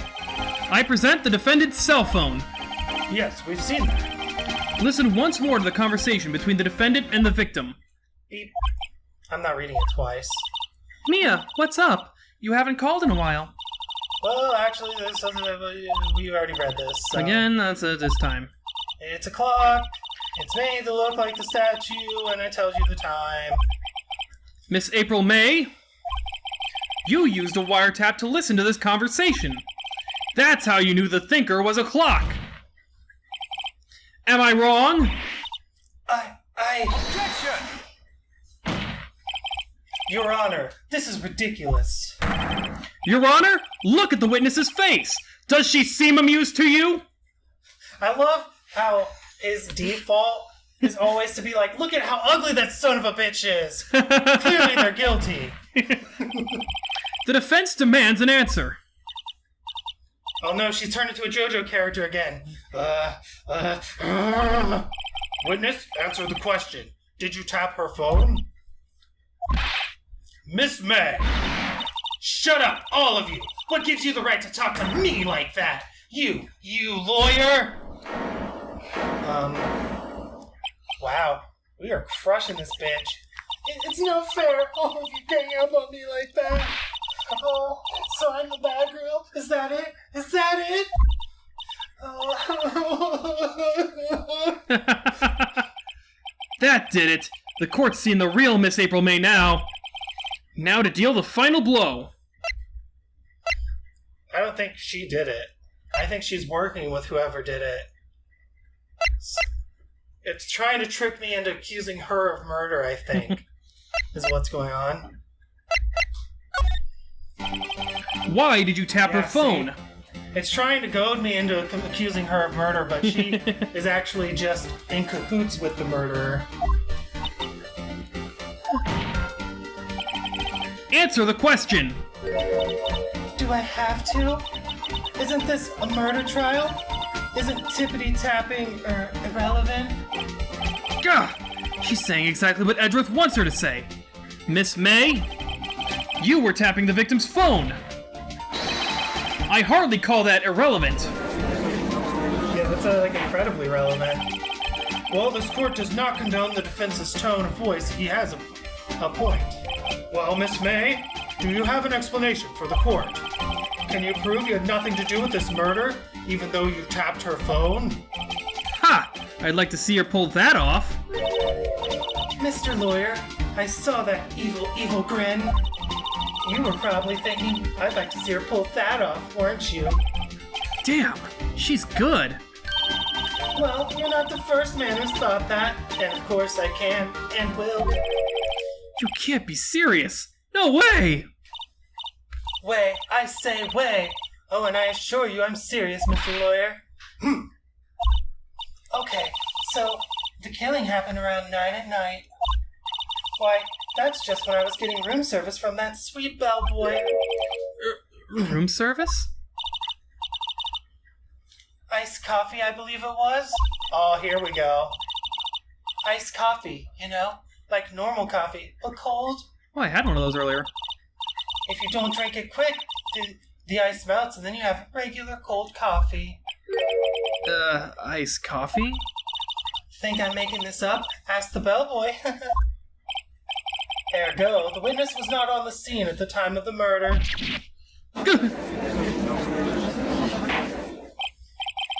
So, where does that leave us? It is my great displeasure to inform you that the witness appears to have been tapping the victim's telephone. However, that is a separate crime with no bearing on the current case whatsoever. Her testimony stands. She saw the defendant, Miss May Fay, commit murder. No! They're going to let her just walk away! There's no way I can win this unless I tie Miss May to the murder somehow. With the receipt. Of course! The receipt's gonna have the iced coffee on it, which proves that well, does the defense have anything to say? Well, come on, think of something. Can I call the bellboy as a witness? I think you can. I mean, it's an option. Continue examining Miss May. Call the bellboy as a witness. Oh, fuck. I guess it comes down to which one do you think you have a better chance of, getting more info out of Miss May, or getting the bellboy to show up? I'm gonna try calling the bellboy as a witness. Question mark? The defense would like to call the hotel bellboy as a witness. There's something suspicious here, and I'm going to get to the bottom of it. I think you've sunken quite low enough already. Objection! I object to calling the bellboy. Why? What's your reason? Because I hold that the wiretapping had nothing to do with the killing. Ugh. However, if you agree to one condition, I'll consent to calling this witness. Condition? If Miss April May's alibi is not called into question after you examine the bellboy, then you will recognize that Miss April May was not the killer, thus she is innocent. And thereby, you must also accept the verdict of guilty for Miss May Fay. That is my condition. What? I better find something suspicious in that bellboy's testimony. Otherwise, Maya will be declared guilty on the spot. What should I do? Oh, we're accepting that fucking condition, because I'm way too good at this. Alright, I've got nothing to lose. Except for, well, everything. Bro, you know the truth. Understood. I accept your condition. Fool. You fell right into my trap. Oh no, he's activated his trap card! But Uh-oh. he doesn't know that I have Swords of Revealing Light, so fuck him!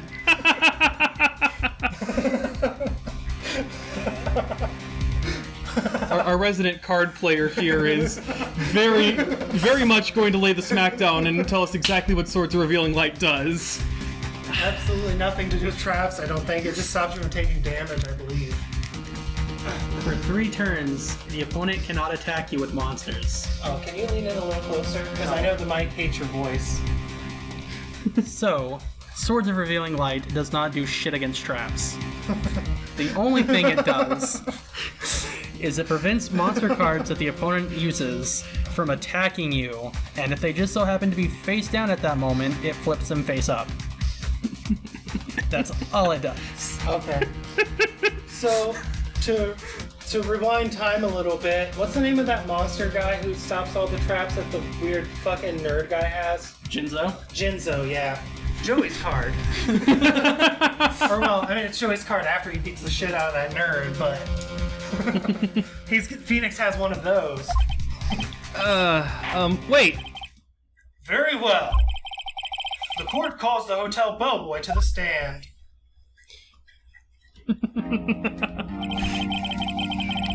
I believe we're ready for the witness to testify. He certainly does look like a bellboy.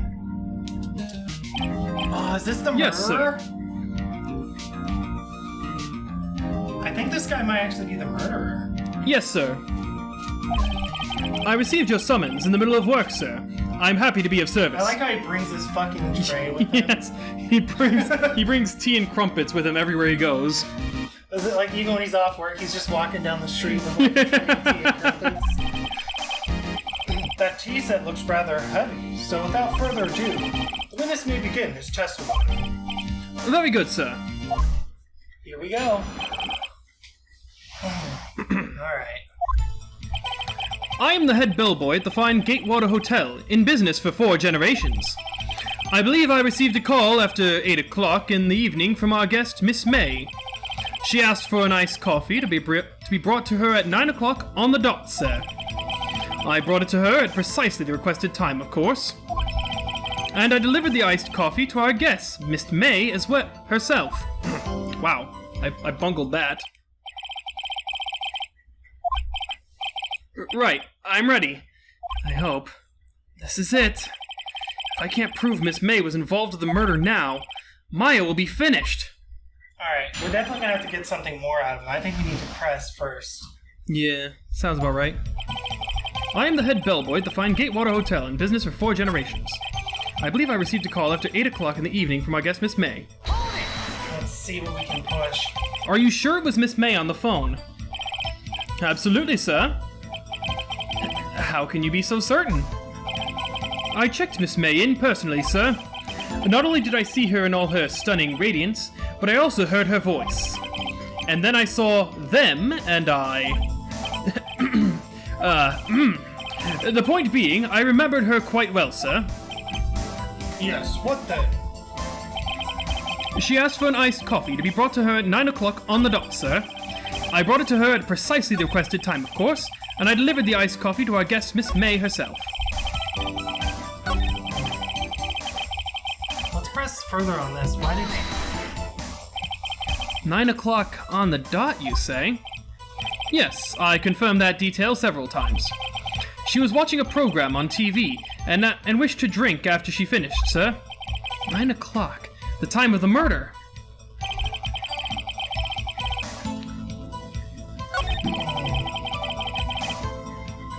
We'll press one more time on this. You are sure it was Miss April May herself? Absolutely, sir. Absolutely? Yes, sir. As in, so very absolutely, sir. It's an endearing mannerism of mine. How come you're so very certain? Well, when I brought the room service, sir, the guest, sir, favored me with an embrasse, sir. Embrasse? Is that French for embrace? It's French for kiss, sir. But not a French kiss, sir. More of a peck on the cheek. Why would she have done that? I believe, perhaps, she was momentarily swayed by my prim demeanor, sir. It was a moment I shall never, ever forget, sir. Sounds pretty fishy to me. I think our Miss May was up to something and wanted the bellboy to remember her. Yeah. It's no good. There's nothing there. Is that it? Tisk, tisk. Finally, you understand. This bellboy has absolutely no reason to lie. Now, if you have any decency, you will end this rather tedious cross-examination here. It was a bit tedious. The witness may leave the stand. I can't let this happen. Can I? Protest. Wait! Please, wait! Yes? Does the defense have something to add? One last question. Let me ask one last question. Your Honor, I must object. This charade of justice has gone on long enough. Now, Mr. Edgeworth. All right, Mr. Wright. I'll give you one more question, that's all. Okay. This is really it now. This is my last chance. What do I ask him about? How do I save? Escape. And then Save. Yep. Because if I fuck this up... Yeah, I was about to suggest you save. I don't want to have to do an entire trial all over again, so... You get one shot at this. one shot, one opportunity. Alright, so what do you ask him about? Bed making. Bed making! Tell me about making beds that day. I was wondering what you were going to ask, but bed making? A new low. Now, Mr. Edgeworth. The witness will answer the defense's question. Yes, well, it was quite like any other day's bed making. I changed the sheets, the pillowcases, and then I proceeded to make the bed. I had to bring pillows for two, of course, but they're quite light, you see. I see. Thank you. Pillows? For two? Bellboy! What did you just say? Ha ha ha, bitch! Yes. I Pillows thought are the light, fucking sir. I thought the bed making question was too, like... I don't know, there's so, like, I don't know how to explain it, but it was, like, too different from the other two. Fair enough. And then I remembered that when we were in the hotel, we could actually examine the bed. Yeah. So, let's see. Bellboy, tell us the truth now. Was someone else staying in Miss May's room? Dun, dun, dun, dun, dun. I object. That was objectionable. Objection overruled. The witness will answer the question. Yes, I see.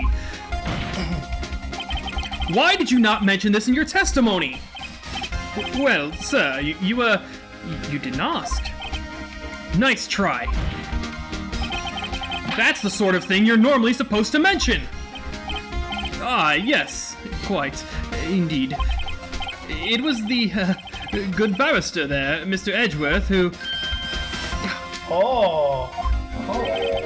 He asked me not to mention if I wasn't specifically asked, sir. Oh, fuck him, dude. That would get your license removed so fast as a lawyer.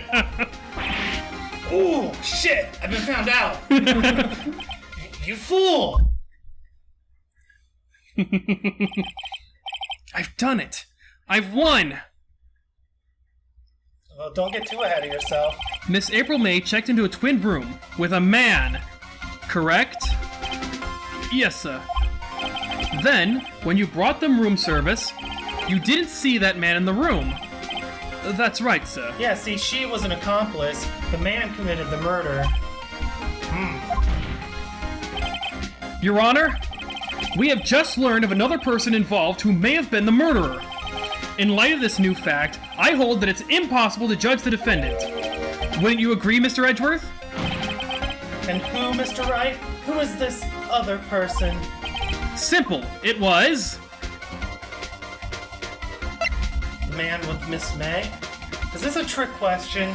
It's basically just asking who's the other murderer. Who's the other potential murderer? It's whoever was with Miss May. The man who checked in with Miss May. Your Honor, As has been previously revealed, Miss April May was tapping the victim's phone. Yet Miss May herself has an alibi at the time of the murder. However, that does not clear the man that was with her. The bellboy saw no one else in the room at the time of the murder. What a convenient little setup. But it's too late. Too late? I suppose you'd like it if it was too late, wouldn't you? After all, it was you who hid the presence of the other man from this court. Ooh, fuck yeah, nailed him. Upstart amateur. These accusations are ludicrous. Enough. The court acknowledges the defense's argument. I expect the prosecution and defense to look into this matter fully. Am I understood? Yes. Yes, Your Honor. That is all today for the trial of Maya Fey. Court is adjourned. Yeah! Yeah! Got him! September 7th, 2:24 p.m. District Court, Defendant Lobby Number 1. Mr. Wright! You were amazing in there! Really? I think I might be your newest fan. Oh, I was just doing my job, you know? Then again, that other attorney was pretty cool too. Uh-huh. That face of his, with his eyes wide and trembling lips, it sent shivers up my spine. If you say so. So, what happens with me? Do I get to go home now? Not quite. Well... No, I don't think so. Not yet. Oh, I see. But I got a great lead in today's trial. A lead? That man with Miss May. He's the key. Oh, I get it. What happened to Miss May after that anyway? I heard they arrested her. I guess she's learning her charms won't work everywhere. She's probably at the detention center now. I may have to go down there later. Anyway, this case is far from closed. Yes, sir! I'm going to find out more about this man. Do you think he was the one who... Maybe so. Sis... Don't worry, I'll find him by tomorrow. I promise. I'm counting on you. I asked for a full record of April May's testimony, and I thought it might come in handy during the trial tomorrow. But now that I have it, I'm not so sure. Most of her testimony was all lies. In fact, there's only one part that hasn't been stricken from the record. Yeah, see, this is gonna come up. Dodged an attack, then ran to the right, but she was caught and struck. I don't know how much good this will do me at all now. Anyway, time to hit the pavement and do some investigating. Maya doesn't belong in that detention center, and it's up to me to set her free. September 7th, 3:11 p.m. Detention Center, Visitor's Room. Well, hello.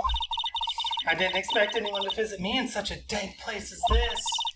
It's really quite moving. Not, you stinking lawyer! I hope you die! Have you come to laugh? Yes, laugh at the fallen Miss May? No, not really. There's something I wanted to ask. Unfortunately, there's nothing I want to be asked. Haven't you done enough questioning, you spiky head? Here we go again. Please, you're scaring the security guard. So, what is it you wish to ask of me, then? For starters, how did you get to be so totally whacked? Alright. About the man who stayed with you in your hotel room. Can you tell me about him? Where is he? Come on. No way, Jose. Maybe if I had something to get her to talk. Why did you place a wiretap on Mia's phone? Oh, when you say it like that, it sounds so cold, so criminal. Tapping people's phones is a crime, Miss May. Oh, and I suppose you learned that in lawyer school? Oh, 1 second. Let me just move this a bit closer to you. I'll try that line, take 2. Oh, and I suppose you learned that in lawyer school? Creep. This woman is impossible to talk to. Say, why are you so angry? I mean, you don't look like a bad person. Oh, that does it, bottom-feeding, scum-sucking lawyer. Bottom? I can't tell. Does she have a thing against lawyers? Or just against me? It's you. Yeah, it's just you. It's you. September 7th, Fay & Co. Law Offices. Looks like forensics is taking the day off today. Detective Gumshoe's nowhere in sight. The police really gave the place a working over. And I doubt there are any valuable clues left. Suppose it can't hurt to take a look around, though. There's definitely... His painting's gone. Interesting. Huh. Looks like Grossberg is out today. Again. Maybe he's avoiding me for some reason? This is worth noting. Wait a second. Wasn't there a giant painting hanging on the wall? Wait, was he the murderer? Yeah. Yeah, it was a painting of... It was the fisherman, right? Wasn't it? It wasn't a very memorable painting, anyhow. I think it was a fisherman, right? Because it was like a dude. It was like... some guy in a straw hat, I think. Yeah, it was something like that. Maybe it was... I can't remember what the fuck that painting was. It was an oil painting, I know that much. What's this? Old photos? There are two lying here. Something's been written in pencil on the backs. DL6 Incident, Exhibit A. DL6 Incident, Exhibit B. Let's take a look at these. I'm sure I've seen this person somewhere. Well, there's the mom, I assume. Perhaps I'll borrow this photo. I'm sure no one will miss just one little photo, and it might be a valuable clue. I'll take it for now. On the back of the words, DL6 Incident Exhibit A. Saw a mahogany desk. The wood's been polished to him. Yeah. A photo lies on the Hey, desk. look, it's our murderer man. Maybe I should switch it with the one I took? So yeah, you can only hold one photo at a time. Oh. I know which one I want. I think I'll swap them. I want this one because that's the guy that was with her. So if I show it to her in the prison cell, I bet I'll get a response. You again? Can't you take a hint and stay gone? Hey, the only reason I'm back here is because you won't talk to me. Oh, so it's my fault now? You don't just have spiky hair, you also have a spiky heart. That does it. When this case is done, I'm shaving my head. That would be hilarious. Yes, just bald Phoenix Wright. Bald Phoenix Wright. I'm totally gonna put a bald Phoenix Wright on here now. Yes. I'm gonna present you with this lovely, handsome photo. What a handsome fellow. Have a look at this. Look, I said several times I'm not telling you. Ooh, yeah, look at her face. Gotcha, bitch. Where did you... Aha! A reaction! This is him, isn't it? What? Who? When? Why? It is him! This is the man who stayed in your hotel room the night of the murder! No, that's not right. Nice try, Miss Cooperative. Do you have proof that was him? Yeah, proof. Show me proof. I'm so close. Alright. So we've got this. That's a start. So yeah, it's definitely the guy then. But we need to find something else still. Let's go to the hotel, because that's where we're going to find what we need. September 7th, Gatewater Hotel, room 303. Ah, welcome, sir. Quite the performance today, if I dare say so myself. Oh, thanks. Sorry for putting you on the spot like that. No, not at all, sir. Your efforts today can only help the Gatewater's rep, as they say. Huh? Rep? Yes, our reputation will swell as the hotel where the murderer used a wiretap. We can charge a premium for the room, of course. It will be great for business, sir. I mean, I guess. Whoa! Miss May hasn't been charged with murder. I, too, will become famous. The bellboy who brought the murderer iced coffee. Why do I feel like we're both stuck in the same bad dream? So, you are honored guest. Please let me know if there's anything I can bring you. I want to show him this. Take a look at this photo. That's him, detective. I'm the lawyer. Oh, I know that. I just wanted to say detective once. You know how it is. No, I don't. I do. I totally feel it. I would also love to say that once. Yes. Without a doubt. That is the man who checked in with Miss April May. How about I write an affidavit swearing that that's him? An affidavit? This guy is way too excited about this. I mean, it's evidence, right? You needed proof. Well, sure, why not? Yes!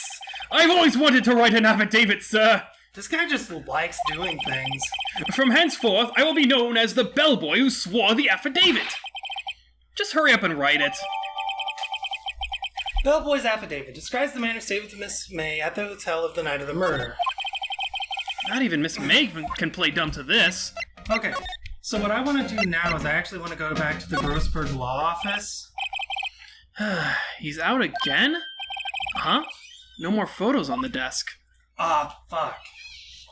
I wanted to get the photo and switch them and then go talk to her. Nope, no such luck. So I guess I just gotta talk to her right now.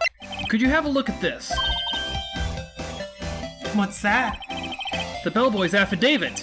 It tells us everything he saw, such as the man you checked in with, who was most definitely this guy. Now I'm getting somewhere. This is it. All or nothing. Time to do a little bluff. No use playing dumb, if indeed that's an act. If you don't talk, I'm taking this info to the press. What? Even though he should have been witness to murder, your little friend was missing. I'm sure the press would have a field day with his reputation. Oh, fine, I'll talk. You win, lawyer. Yes! Man, that felt good. I hate this moment so much. It's great to be alive. It sure is, Phoenix. Why are you pumping your fists in the air? Now, tell me about the man you were with. That man? He's my boss. Red, white, and blue. The president of the information gathering conglomerate Blue Corp. Oh, Red White of Blue Corp. Red, white, and blue corp. So he's an American, I assume. Yep. Red, white. Information gathering? Subtle game. Well, I suppose you could call it a detective agency. He does blackmail. So, this is the man that was with you the night of the murder. I'm scared to talk. I don't want to end up like her. You just now put that together, Phoenix? Phoenix isn't exactly quick on the uptake. It's okay. I'll just ask Mr. White himself. Can you tell me where Blue Corp is located? No. Mr. Red White, at last! Finally, a lead on this guy. If April May couldn't have done it, that leaves him. Time to take action! See, what I don't understand, though, is, like, I know the Japanese defense, law system is different than the American law system, but in our law system at this point, Phoenix Wright has already gotten Mia off.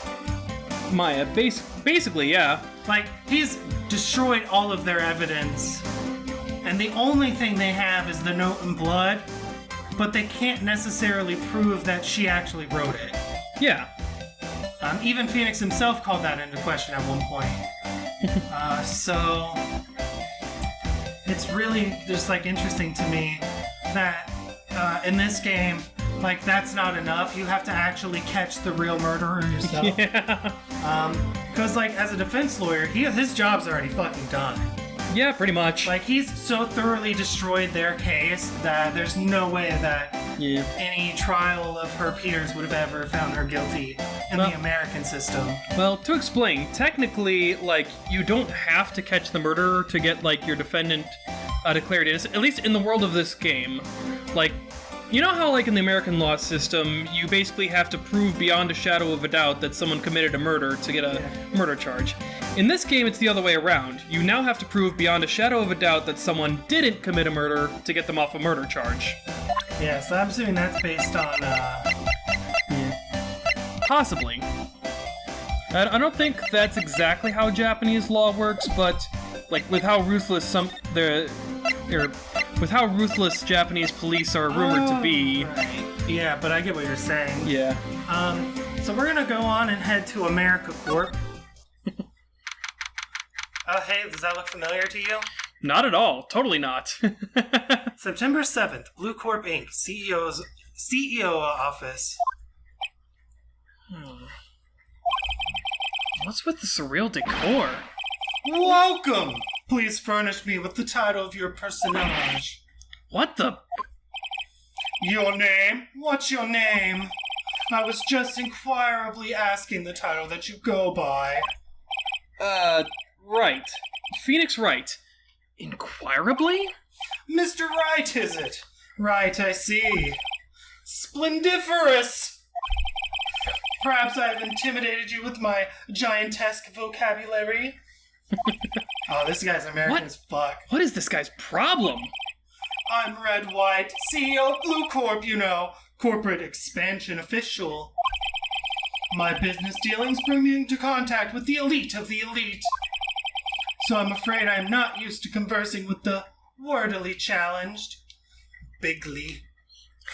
Basically, to describe, in, like, the original Japanese, this guy, like, constantly switches over into English and has a very basic grasp of Japanese and often, like, covers it up by saying, "Oh, I'm just using vocabulary beyond your understanding." Fair enough. What a fruitcake. Let me guess. You are an attorney fresh out of law school, are you not? That's the only explanation for why would you come... Blah, blah, blah. That's the only explanation for why you would come to meet me like this. What does he mean by that? No matter. So, what business does a mighty lawyer have with a man such as myself? Yipes. This guy's arrogance meter's off the scale. Alright, I want to examine first, because I want Phoenix to comment on that painting. Huh? Oh, sorry. Haven't I seen this somewhere? Is this a replica? Ridiculosity! I have no interest in anything but originals. That right there is a bona fide original, worth $5 million for sure. Miss May is an employee of Blue Corp, is she not? Correct. She was my secretariat. I love that movie. What a shock it was to hear what she had done. What she has done? You mean the wiretap? Indeed, she is paid to answer phones. Tapping them is not in her job description. She does gather information for us as part of her duties. But I assure you, we do not condone illegal methods. It is ineffable that she would do this. It sounds like he's trying to turn Miss May into a scapegoat. Doi. He's every corporate tool on the planet. Okay, no, it's fine. On the night of the murder, were you in April May's hotel room? Who can say? I seldom pay attention to mundane details such as time and place. My motto is, don't worry, be happy. Still, Mr. White, the hotel bellboy has stated on the record that he does remember you very clearly. No matter. The bellboy can say what he pleases. I still won't talk to you. If you want me to speak, put me on the witness stand. Although I doubt you'd be capable of doing that. He raises a good question, actually. Why didn't the prosecution call him as a witness? He should have seen the same thing as April May. Oh ho ho! The police? The courts? To me, they are mere toys, playthings for my amusement. Interesting. What kind of company is Blue Corp anyway? Ah, excellent question. We buy and sell various kinds of information. We are a company of the future, you might say. We are the future. Sell information? In just 10 years, I've built this business up into the grand office you see now. In case you were wondering, Blue Corp was named after the color blue. I never would have fucking guessed. I, the Red White of Blue Corp, as founder and CEO, named it so. And why, you ask? Because I like the color blue, of course. Fantabulistic, is it not? There's something that's been bothering me. Yes, what might that be? That big painting on the wall over there. You know, I've actually seen that painting before. Oh? Just yesterday, actually. Your point being? My point is simple. Rather, my question is simple. Why is that painting hanging on your wall? Mr. Wrong, was it? Right. It appears you do not fully grasp your position here. I ask again, who are you? A lawyer?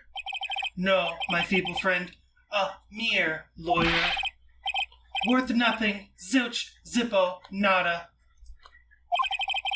Just like that sorry excuse for an attorney. Grody Burger. What? Ugh! He punched me! Well, Mr. Lawyer, what will you do, eh? Charge me with assault? Charge away, I welcome it, for it is you who will be found guilty. What? Heed my exposition. The police, the courts, they all do my bidding. So you say. But I wonder, is that kind of control really possible? I don't expect you to understand. It is a world beyond your Did he say compensation? I believe so. Okay. You came here from Grody Burgers, I presume? Mr. Grossberg's, yes. Then you must ask him, why is it that this painting of his hangs here? Perhaps then he will tell you. Perhaps he will explain how a man can live life purely for personal profit. Go now, skedaddle. There's nothing more to discuss. Huh? I don't think he's noticed me standing here. Maybe I should clear my throat? Ahem! Jumping Jehoshaphat's! Oh, you! What's wrong? You look so pensive, like an old man at the end of his days. I'm not senile yet. I was just thinking about this whole mess. Something's really bothering him. That much is clear.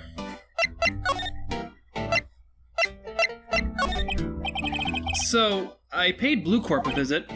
Oh, I see. Mr. Grossberg, I have to admit, something has been bothering me. Oh, what is it? Well, out with it, my boy. You see, it's just... Mr. Grossberg, sir. There was a giant painting hanging right there the other day, was there not? The one you said you had no intention of parting with? Well, I saw it. Today. It was in the CEO's office at Blue Corp. Red White's office. So, you noticed. I suppose I should have guessed you would. It is a large painting. Mr. Grossberg, I know you and Mr. White are connected somehow. Connected, you say? Yes, and I know what it is.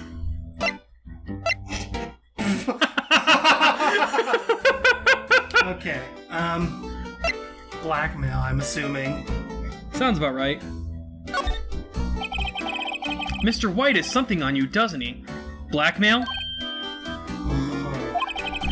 I think that painting is fairly gaudy proof. Very well. This may be the chance I've been waiting for. Maybe it's time to get this off my chest so I can finally rest easy again. After all, you were Mia's understudy. Perhaps it was fate. What's he talking about? Red White is a man who makes his living through intimidation. Blue Corp is a company that excels in finding people's weaknesses, I'm afraid. I've been paying them for 15 years now. 15 years? All because of the DL6 incident, as you may have guessed. Name on the back of those photographs. As you suspected, I could not stand in defense of Maya because of this. White would have destroyed me if I did. So that's the connection. It is hard for me to tell you this, my boy. But arresting Red White will be nigh on impossible. Impossible? Why? He has information on everyone. It gives him an iron grip. He owns judges, attorneys, prosecutors, police, and politicians. He doesn't own Phoenix Wright, Ace Attorney, bitch! I'm too new to the game. I haven't committed a crime yet.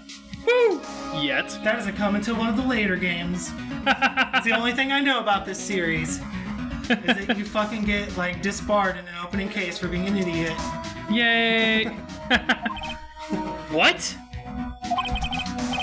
They are bound, unable to do harm to themselves and therefore to him. Don't look at me like that. What you see is nothing more than the weight of many years. What is the DL6 incident? DL6 is nothing more than the sorting code the police gave the case. It was 15 years ago now. I received a request from a medium, a spirit medium. A medium? Her name was Misty Fay. Oh, sweet Misty. I love Misty. Faye! Indeed, she was Maya's mother. She had been investigating a murder at the bequest of the police. And she failed. As a result, the police called her a fraud. This is what Maya was talking about the other day. I did all I could for her, and in the end, cleared her of wrongdoing. That murder case, however, remains unsolved to this day. That case is the DL6 incident. But why were you blackmailed over this, Mr. Grossberg? The DL6 incident was top secret at the time. It made sense. The police didn't want people to know they were using a medium. They couldn't let people know. But one person found out. I told him. You told White? He offered me riches. It's an embarrassment to me now. Because I talked, the police were mocked far and wide. In secret, they began looking for the one who sold them out. Of course, White heard about it and he came to me. Only this time, the offer was blackmail. I see. White controls the law of this country as he sees fit. Yet, if you would still challenge him, have a close look at Maya's office. Mia's office? She followed his every move for years. She may have reported something of what she found. So we got our next location. Seems that way. All the cases the chief ever worked on are filed here. They're in alphabetical order. Let's take a look. Which file should I look at? It was the what incident? The DL6 incident. So that would be an A through I, right? Seems that way. Let's see if there's A recorded in this file that catches my eye. Ha ha ha ha ha! I like jokes. A, B, F, Misty Fay. That's me and Maya's mother. Should I take a look? Oh, that's you. I have tarnished the Fay name, leaving only these words, my mother vanished. I was determined to find the ones who had made my mother blame herself in this way. Using the power that runs in my family, I held an audience with the dead. Finally, the names of two men surfaced. One was Marvin Grossberg, a lawyer who sold my mother's information for riches. The other was the man who sold that information to the press. This parasite who makes his fortune on threats and coercion. His name is... The record stops there. So, Mia knew Grossberg. Okay. And then next I want to check this out again. An old movie poster. Apparently, this was the first movie that made Mia cry when she saw it. I'll have to check it out one of these days. Damn, I was thinking that maybe something was hidden in the poster. All the cases the chief ever worked on are filed here. They're in alphabetical order. Let's take a look. Which file should I look at? Okay, so... let's try this, and then we'll try W for White. Let's see. J through S. Nothing much in here.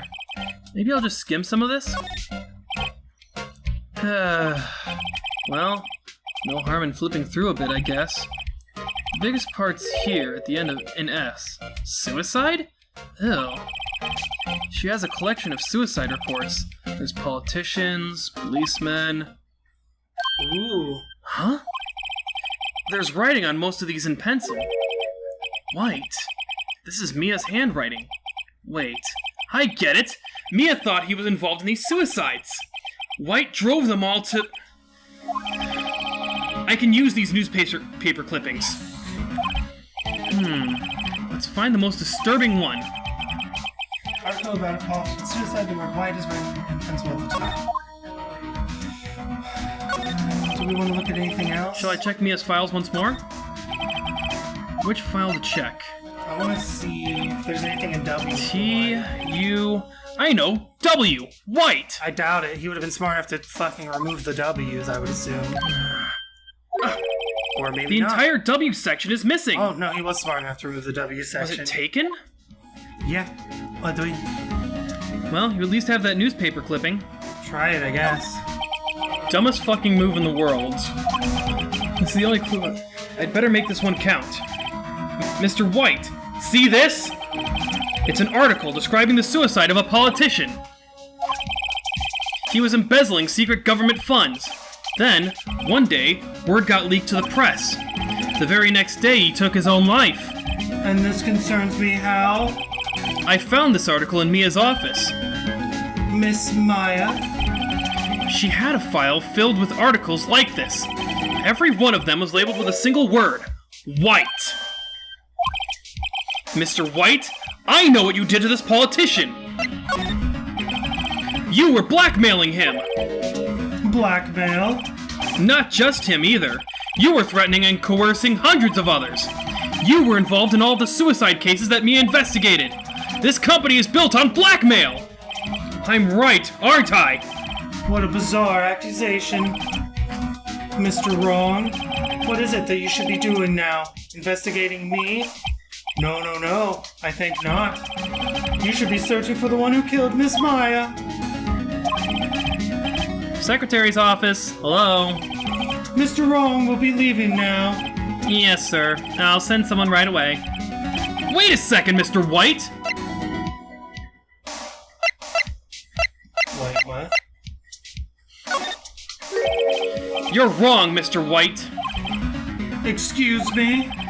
What I should be doing now is going after you! Just what are you insinuating? My voice cracked. Mia was on to you. She was keeping tabs. For this reason, you had April May tapping her phone. Then, Mia was murdered, and all the documents about you mysteriously disappeared. So, the culprit would be... Even a child could work it out, Mr. White. You did it! The secretary's office. We won't be needing an escort for Mr. Wrong. Instead, please connect me to the public prosecutor's office. Of course, sir. One moment, please. This is interesting. That would be Edward. Oh, wait, no.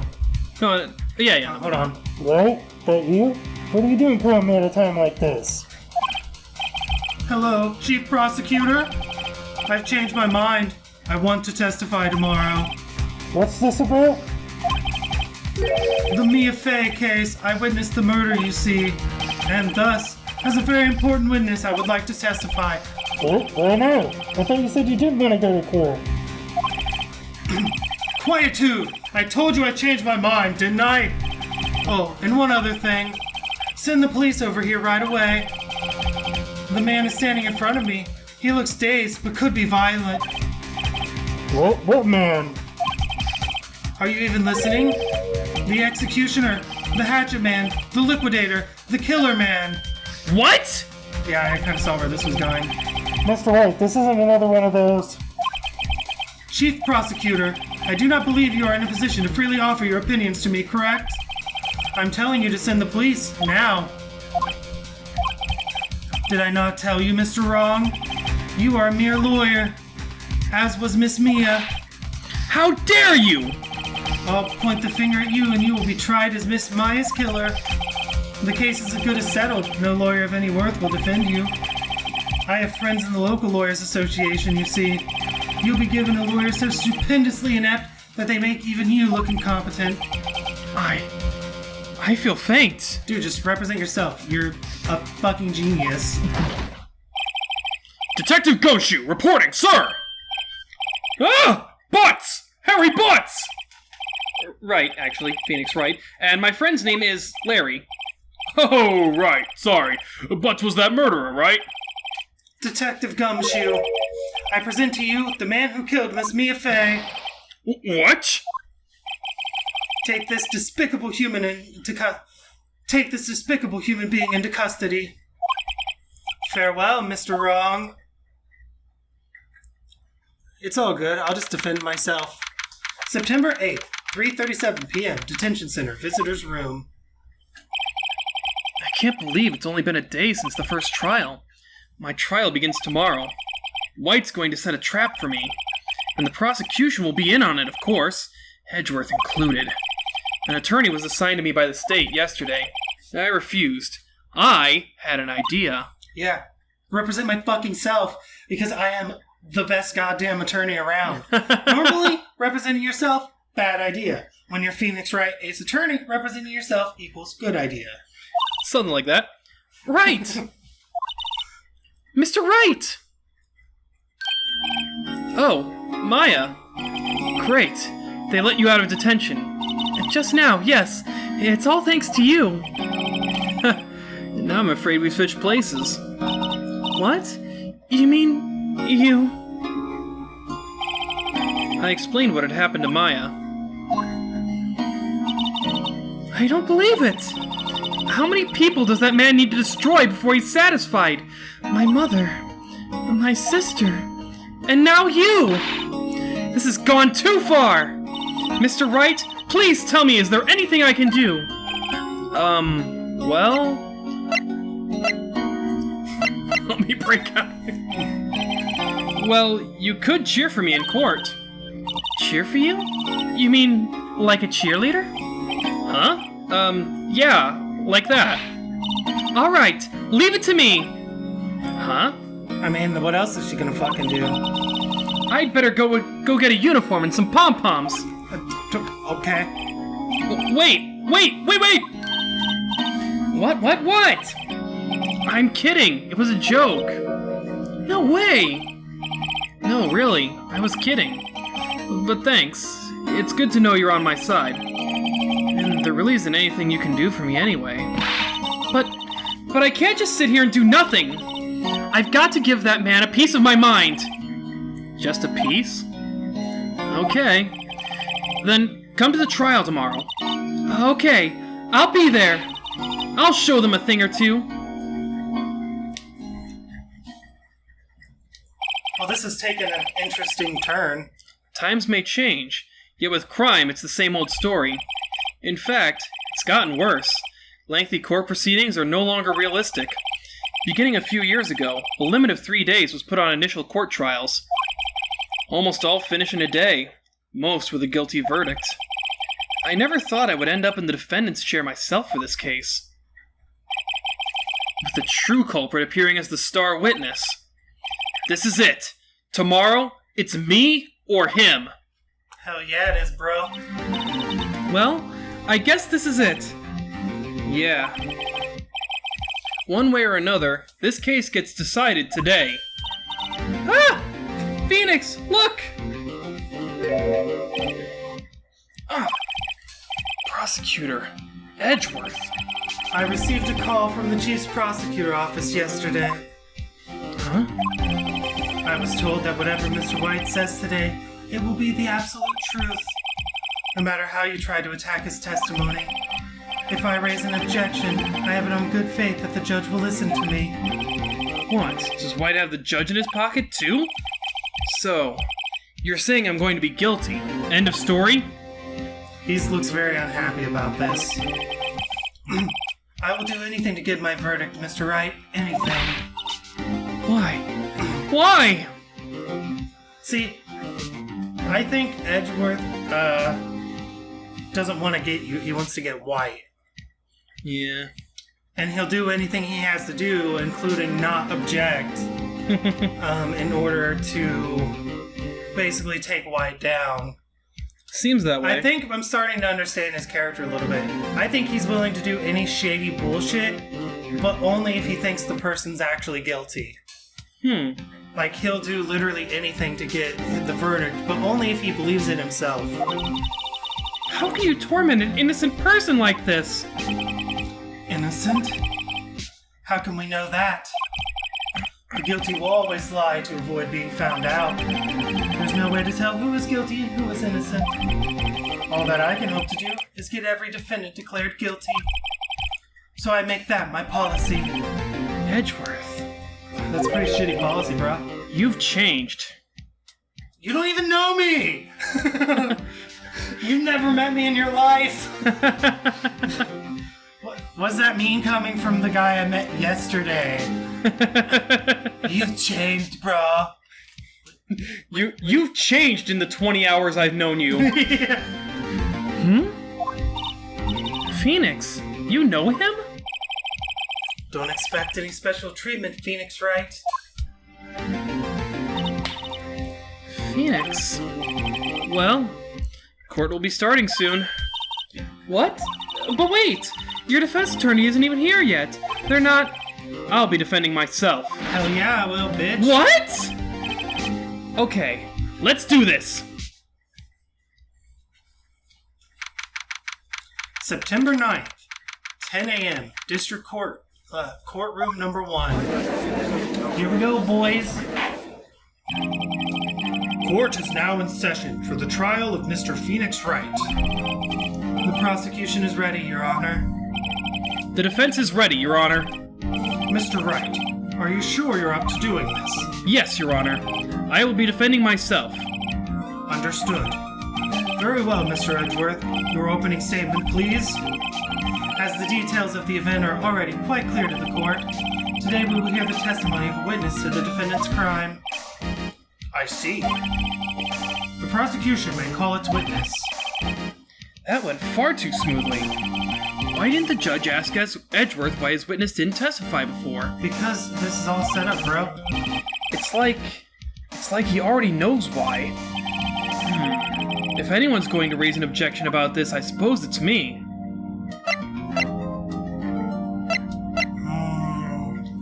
Should I raise an objection? If you don't, no one else will, so... I'll do it. Mr. Edgeworth, you owe an explanation to the court. Why didn't this witness testify in the trial against Miss Maya Fey? I'm ever so sorry. Mr. White is a busy man, and besides, at the time, I thought that Miss May's opinion was all that would be needed. Again, my sincerest apologies to the court. Excellent, Mr. Edgeworth. I appreciate your demeanor. Great. He gets to show off and I get nowhere. I would like to call Mr. Red White to the stand. Here we go, boys. Please state your full name. You wish to know the title of my personage? Your name. Yes, that is what I said. Oh dear, do my locutions confuse? Locutions. That's a stupid fucking word. Name. These two are great together. My name is Red White, but my friends call me Blanco Nino. Nino? Blanco Nino? What is... Nino. I am the CEO, or to use a more common term, the president of Blue Corp. Though to be fair, it would totally be in character for him to call it Blanco Nino. Did you know the victim, Miss Maya Fey? That would be a negatory. No, I did not. You were at the Gatewaters Hotel the night of the murder? Correct. And you witnessed the murder from there. Why tell you what you already know? Very well, Mr. White. You may begin your testimony. If I can't rip this guy's testimony apart, I'm done for. Why do I always feel like it's the end of the world and I'm the last man standing? Well, in this case, you kind of are fucked if you don't do this. Ho ho ho! I hope you have made your peace with God, Mr. Lawyer. Let him have it, Phoenix.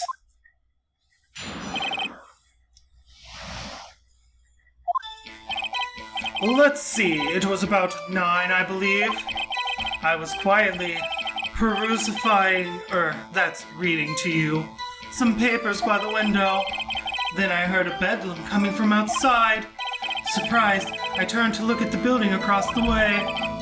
It was then I saw him, a spiky-haired man attacking a woman with long hair. Needless to say, that man was none other than you, Mr. Lawyer. I called Miss May over at once. She, too, was flabbergasted, of course. The victim, she ran away, but you gave chase. Finally, there was a terrible impaction, then it was all over. If things occurred as you testified, then I'm afraid the defendant is guilty. Very well, defendant, Mr. Wright. Your cross-examination? Yes, Your Honor. Oh, here we go. Let's see, it was about 9, I believe. I was quietly crucifying some papers by the window. An air in a bedroom outside. Surprised I turned to the building.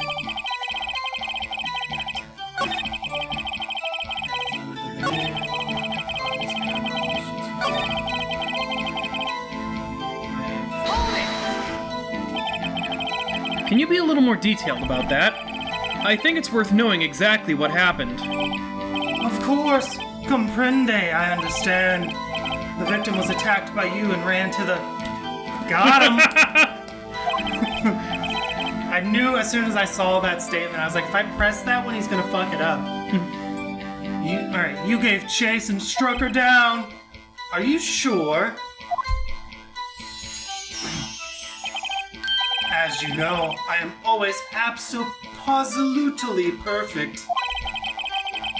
Perhaps you could change your testimony to reflect this new detail? Alright, here we go.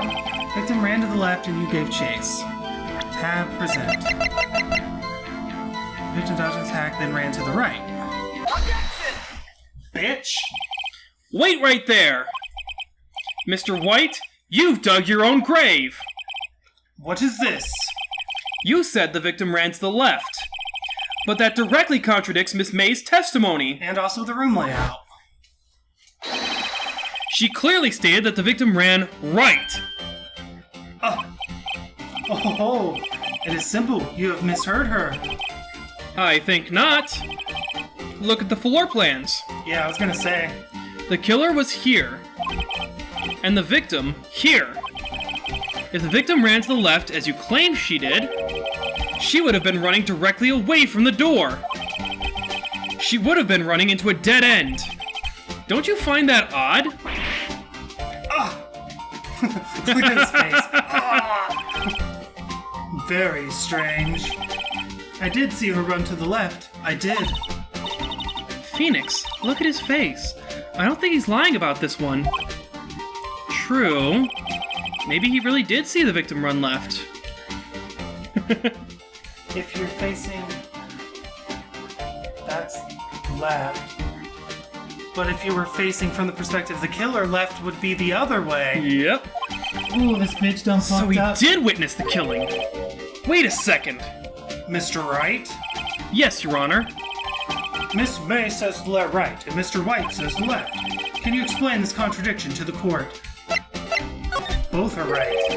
Both witnesses are telling the truth, for once. Huh, I doubt it. Or rather, that does not clear up the contradiction. There is one scenario that would explain their conflicting accounts. What? Obviously, the witness was not viewing the crime from the hotel. Mr. Wright, what do you mean? Yes, what do you mean he was not viewing the crime from the hotel? If he was not in the hotel, where could he have been? In the law offices of Fay & Co., of course. Yeah, he was murdering her. More specifically, he was standing here. Time to show the court where Mr. White was standing.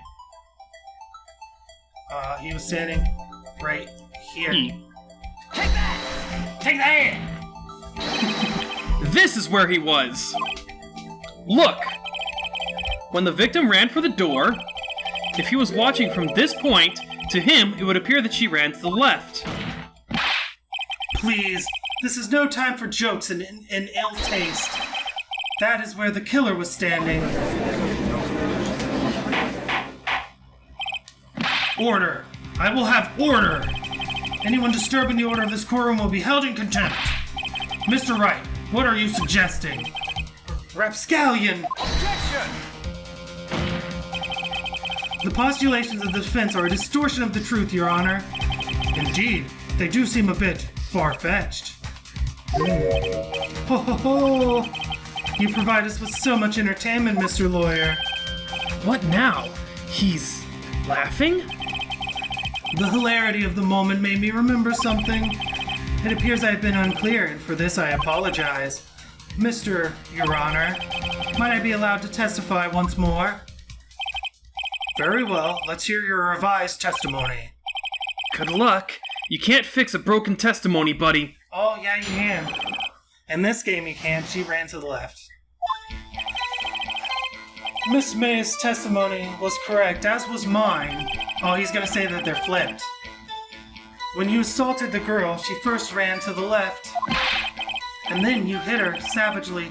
That is what I saw. Next, with the last of her strength, she ran to the right. You chased her and delivered the final blow. Well, that's a stupid testimony. That is what Miss May saw. You see, you hit her twice. Don't you remember, Mr. Lawyer? No. That does seem to make sense. Will you be cross-examining the witness's testimony? You bet I will. I mean, yes, Your Honor. Alright. So his testimony is correct, as was mine. When you assaulted the girl, she first ran to the left. Then you hit her savagely. Next, with the last of her strength, she ran to the right. You chased her and delivered the final blow. That is what Miss May saw. You see, you hit her twice. Life from below may have left.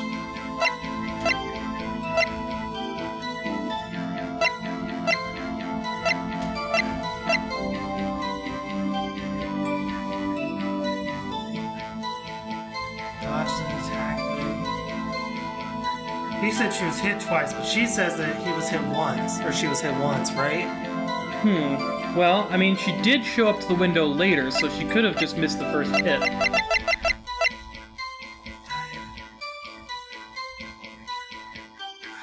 If the autopsy report had said something about specifically being hit once, that would be really helpful. Well, it does say from a blow.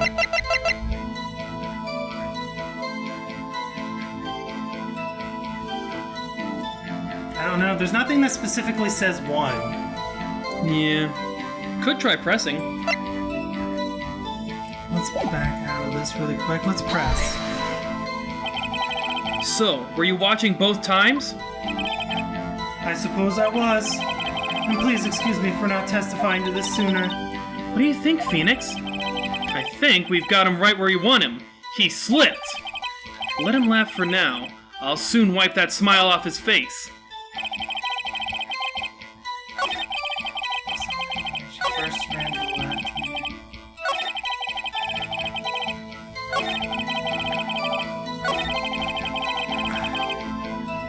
I feel like it's this. Could be. It's just about gotta be this, right? If it's not this, it's the autopsy report. But the autopsy report doesn't specifically state single blow. If it had said single blow, I would use the autopsy report. So if I lose credibility on this, please know that I also have that in mind, so... This evidence clearly reveals the contradiction in that statement, Your Honor. How exactly are that evidence and the statement just now related? They aren't they? What?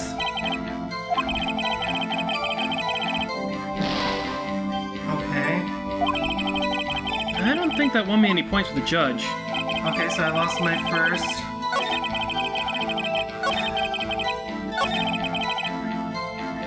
Then it's gotta be this.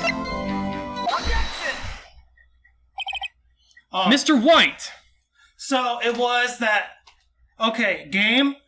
Single. The word single. It's not a hard word to put in the document. Single. If the autopsy report doesn't specify single blow, then this isn't actually a contradiction. Just fucking saying. Just fucking saying for the record. The victim died from a single blow. Yeah, where does it say that in the fucking report, Ace? Where? Do you mind pointing to the word single in that? Oh, wait, it doesn't say single, does it? Ugh. What do you have to say to that? Uh, Now's my chance to hit him where it counts. Mr. White, wasn't it you who told this court you were abso-positively perfect? I will refrain from using this phrase from now on. Your Honor, if you could ask the witness for a new testimony... The witness is obviously confused, Your Honor. I would like to request a 10-minute break. Yes, quite. The witness is confused because he's lying! I emphatically request that there be no break, Your Honor! Yeah! We want justice! Very well. If the witness would care to revise his testimony... The crowd's on my side. No slipping out of this now, White. Mr. White? Okay. Here we go. Well, see, I looked at the other window when I heard that thing fall. Then, the next moment, I saw Miss Mia run to the left. The killer, you attacked her. He's basically clarifying that the killer is you. The killer, you, attacked her, but she dodged. And then she turned and ran for the door. Then you did her in with a single blow. Thwap. Thwap indeed. Very well, you may begin your cross-examination. Mr. Your Honor, my stomach, you see, it is hurting. Deal with it! This is almost over.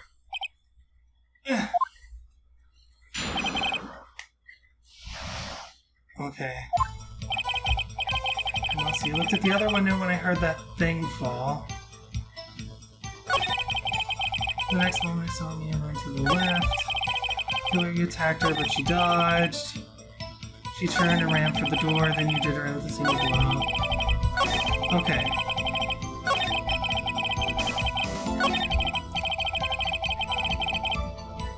I want to press on this. You heard that thing fall? What exactly was that thing? Huh? Oh, that? The glass light stand. Right. The one that had fallen over at the scene. Phoenix! Yeah, that's... Doesn't something about that strike you as odd? Yeah. He couldn't have known what it was because it was unrecognizable when it fell. Yeah, that is odd. I'll press further. Mr. White? Huh? Well, what? You're saying you saw the glass light stand? Yes. Then change your testimony to reflect that. Sorry, my bad. The witness will revise his testimony. Okay, of course. The light stand was lying on the floor when I looked. Then the next moment I saw Miss Mia run to the left. Okay. Yeah, the rest of it is the same. Alright. It was lying on the floor when I looked. Beyond all Yep. Bitch. Mr. White? It was impossible for you to have seen the light stand. What? The stand broke into pieces when it fell. Oof. Just by seeing the broken pieces, you would have no idea it was a light stand. So tell me, exactly when was it that you saw the stand? Answer the question! Isn't it obvious? I saw the stand before it fell over. Impossible. So, you saw the stand before the victim was attacked then? Correct. That would be no problemo, right? Hmm. Big problemo. because you can't see it through the window. It's obscured. There's a big problem here. What problem is that? Mr. White, let me make sure I have this straight. You saw the glass light stand through the window from the hotel before the incident occurred. Correct, that is so. It's conclusive, definitive, undeniable, unimpeachable. No, it's impossible. You couldn't have seen the stand. Yeah, I assume I showed the floor layout for this one? What? Why couldn't he? You have proof? I sure do, Your Honor. A person in the hotel could not have seen the stand before it fell over. Take that! Look at this. These are the floor plans to the scene of the murder, yes? Correct, Your Honor. Now, look. If you were to look through the window at the office, this is the area you would be able to see. Here. Yeah. Well, note that the stand is not within the visible area. Well, Mr. White, what do you have to say to that? Ridiculosity. Mr. White, if you were in the Gatewater Hotel, as you claim, you could not have seen the stand before it fell over. In fact, you wouldn't have been able to see it after it fell either. There's no way you could have recognized the broken shards as a glass light stand. So, when did you see the stand, Mr. White? It must have been the moment that it fell. And the only place you could have seen that from is inside the Fate Law offices. In other words, you were at the scene of the crime when the murder took place.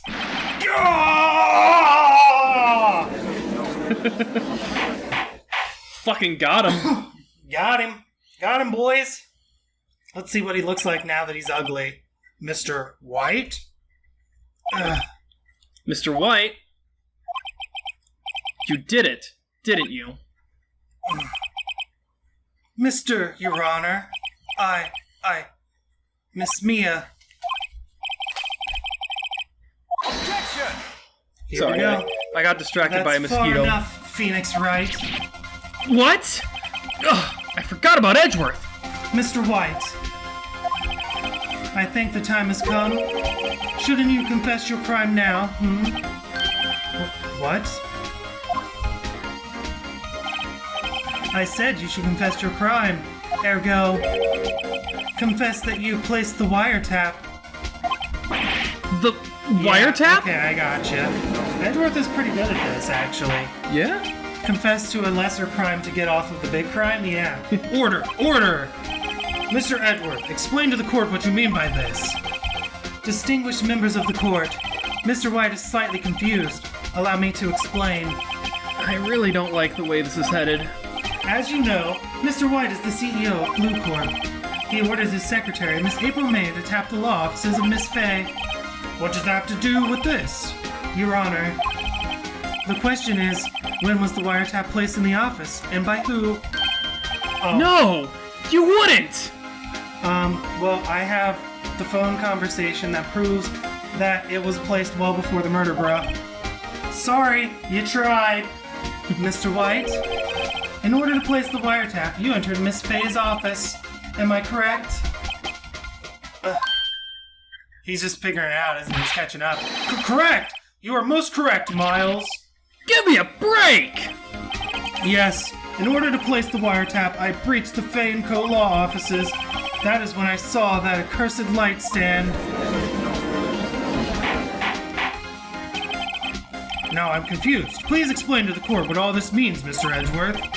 Gladly, Your Honor. Mr. Phoenix Wright has made his position quite clear. He has determined that Mr. White knew the glass stand was in the office. He has shown that there was only one time Mr. White could have seen the stand. At the very moment of the murder. Thus, Mr. Wright would like you to believe that Mr. White was the murderer. I see. However, it is a fact that Mr. White had been to that office well before the murder took place. When he went to place the wiretap, he could have seen the glass light stand then. Ergo, Mr. Phoenix Wright's theory is revealed for the baseless conjecture it is. Mr. White, You will testify to the court about this wiretapping. Leave it to me. I feel faint. Bruh, it's not over yet. You've gotten this pretty far along, and this guy's already looking pretty fucking bad, so... It was the beginning of September, the week before the murder. I had entered the Fay & Co. law offices. Of course I had done so to place the wiretap. That is when I saw this glass light stand. So, you saw the stand before the night of the incident. And this is how you were able to identify what had fallen over? By the sound? Correct. That is right. I see. Very well, Mr. Wright. You may cross-examine. Gah! What am I supposed to do now? Good luck, Phoenix. Alright, here we go. So I'm gonna definitely have to press, because there's nothing immediately wrong with what he said. Yeah. It's the beginning of September, the week before the murder.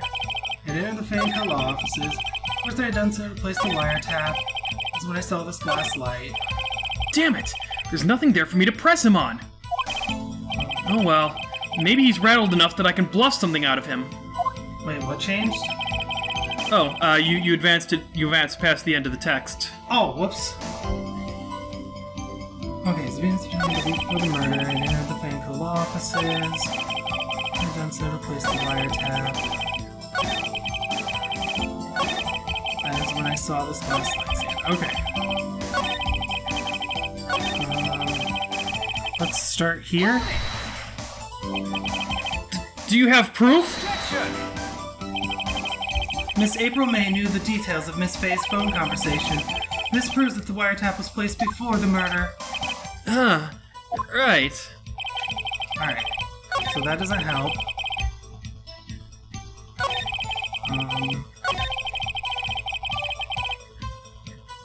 You already pressed on that. Oh, was that the one I did? Yep. Let's try here. Was it really you that went into the office? Or was it Miss May? Unidentified fingerprints several days old were found in the Fay & Co. law offices. Those were obviously Mr. White's. And if I know Edgeworth, he's already run a check on those prints. Now, Mr. White, tell us why you went into the Fay & Co. law offices. Of course, I had done so to place the wiretap. So let's press here. Why did you tap Mia's phone? Objection! This has no bearing on the current case, Your Honor.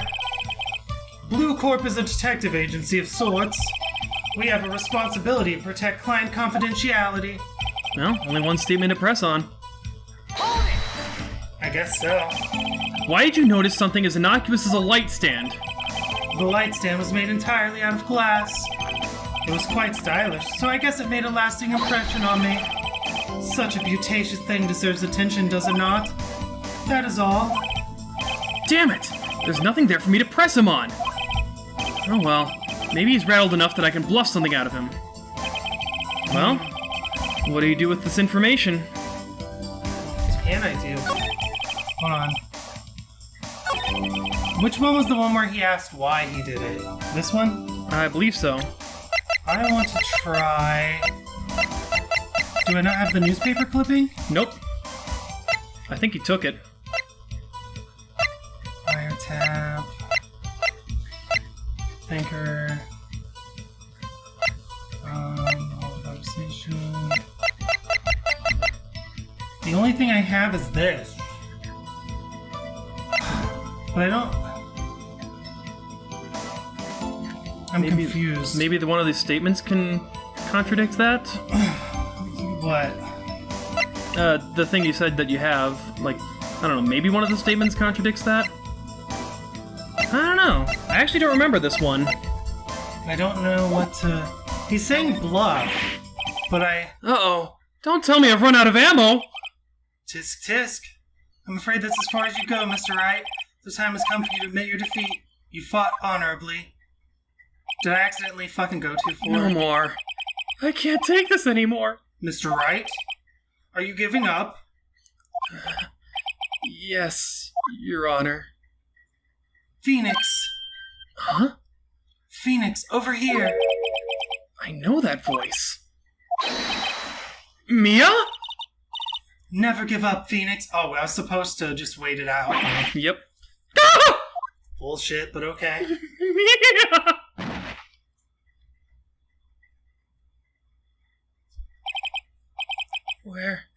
Where am I? Anime flashback. The waiting lobby. Oh, we passed out, so would that postpone the trial? Got it. What happened?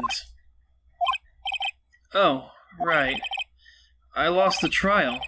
I was hallucinating. Ah, you're finally awake. Oh my god. Hey, Phoenix. God, that's no way to greet an old friend. Phoenix, I want you to look at me. That's it! Mia Fey wasn't murdered! Oh, he's just seeing, You're... Maya?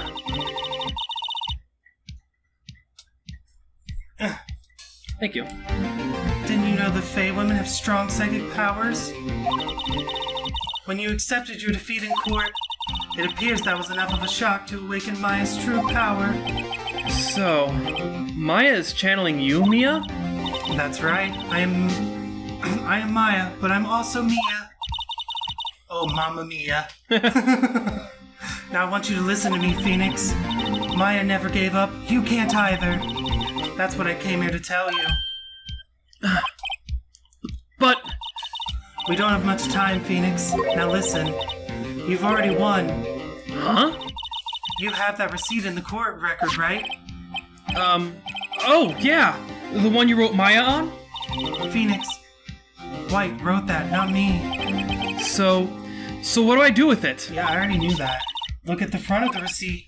The front? Yeah, look what he fucking bought. It's a regular receipt. Looks like it's from a famous department store. $1,000! Wow, big spender. Item, glass light stand. Date of purchase, September 4th. September 4th! That's right, Phoenix. I bought that stand the day before I was killed. Whoa! Now, what did Mr. White say in his testimony? Don't tell me the answer. I wish... Okay. I wish that the game had told me the thing about the receipt, right? Yeah. And then it just let me read the receipt. And then I had to figure out how the receipt fit in on my own. Yeah. It was the beginning of September, the week before the murder. He said he saw the stand the week before the murder. There you go. I think the court is about to reconvene. Go do it, Phoenix. You know you're innocent. Now you just have to prove it. Right! Receipt updated. In the court record, receipt for a glass light stand. The date of purchase is the day before the murder. September 9th, 1:16 p.m., District Court, Number 1. Court will now reconvene for the trial of Mr. Phoenix Wright. Is the defendant... Rather, are you alright, Mr. Wright? Yes, sorry, Your Honor. I'm fine now. Then let's start where we left off. Your Honor, there is nothing to go back to. The cross-examination of Mr. White is finished. All that's required now is for you to pass judgment on the defendant, Phoenix Wright. Your Honor, please, give me one more chance.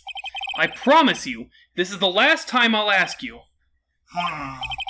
But as Mr. Edworth has noted, the trial is more or less finished. Mr. Edworth, do you have an opinion on this matter? I say, let us give Mr. Phoenix Wright his last chance. Very well. You may begin your cross-examination. The wiretapping. It's the beginning of September, the week before the murder.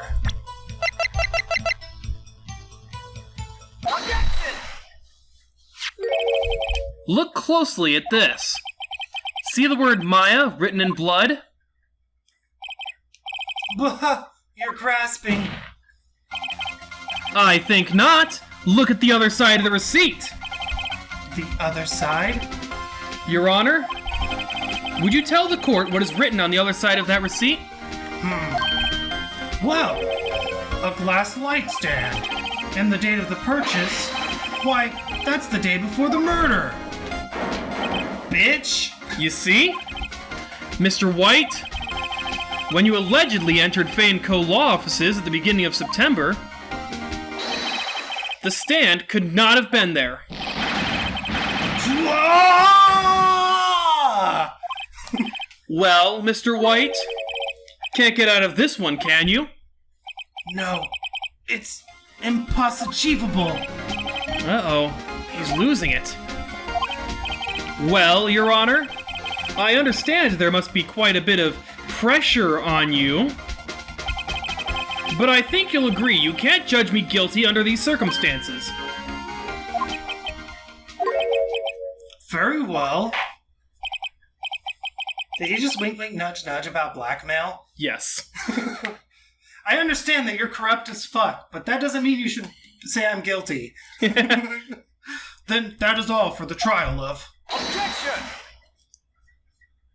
Uh-oh. Not so fast, Phoenix Wright. What? No way can he worm his way out of this one! Oh, wait. I forgot. It's Edgeworth. There is a certain thread of logic to the defendant's claims. However, there is no concrete proof that Phoenix Wright is innocent. Gah! Ergo, I would like to request one more day before Phoenix Wright is granted his freedom. I need time to make one more inquiry into this matter. Another inquiry? This isn't going to be another one of those updated autopsy reports.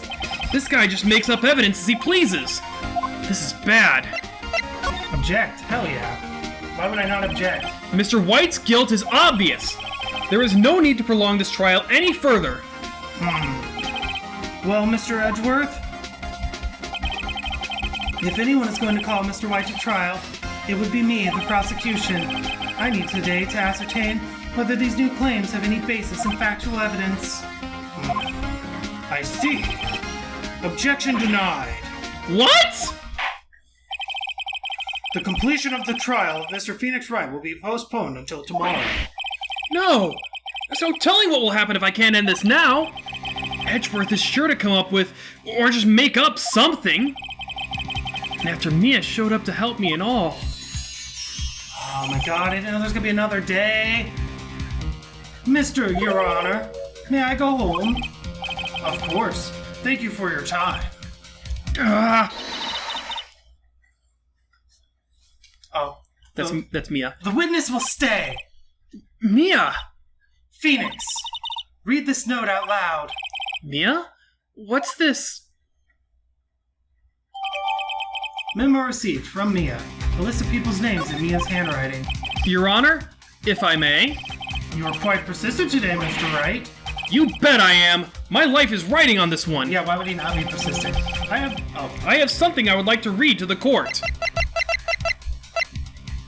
Mia's memo? Take that! Take that! The memo Mia had given me was a list of names. Many of them sounded strangely familiar. People in finance, famous celebrities. That's when it happened. So stop! Desist! Halt! Please, stop! Make him stop! How did you get that list? Mr. White? Admit your guilt right here, right now, or else this list will be released to the press. Isn't that blackmail in the middle of a courtroom? I confess. I did it. I hit her. I hit Miss Mia with the thinker. Case closed, Your Honor. Bitch. Well, I see no reason to continue this trial. Thank God I did not want to have to sit through another section because my fucking back is killing me. Mr. Wright, Yes, Your Honor. you've done it again. That was quite a spirited defense.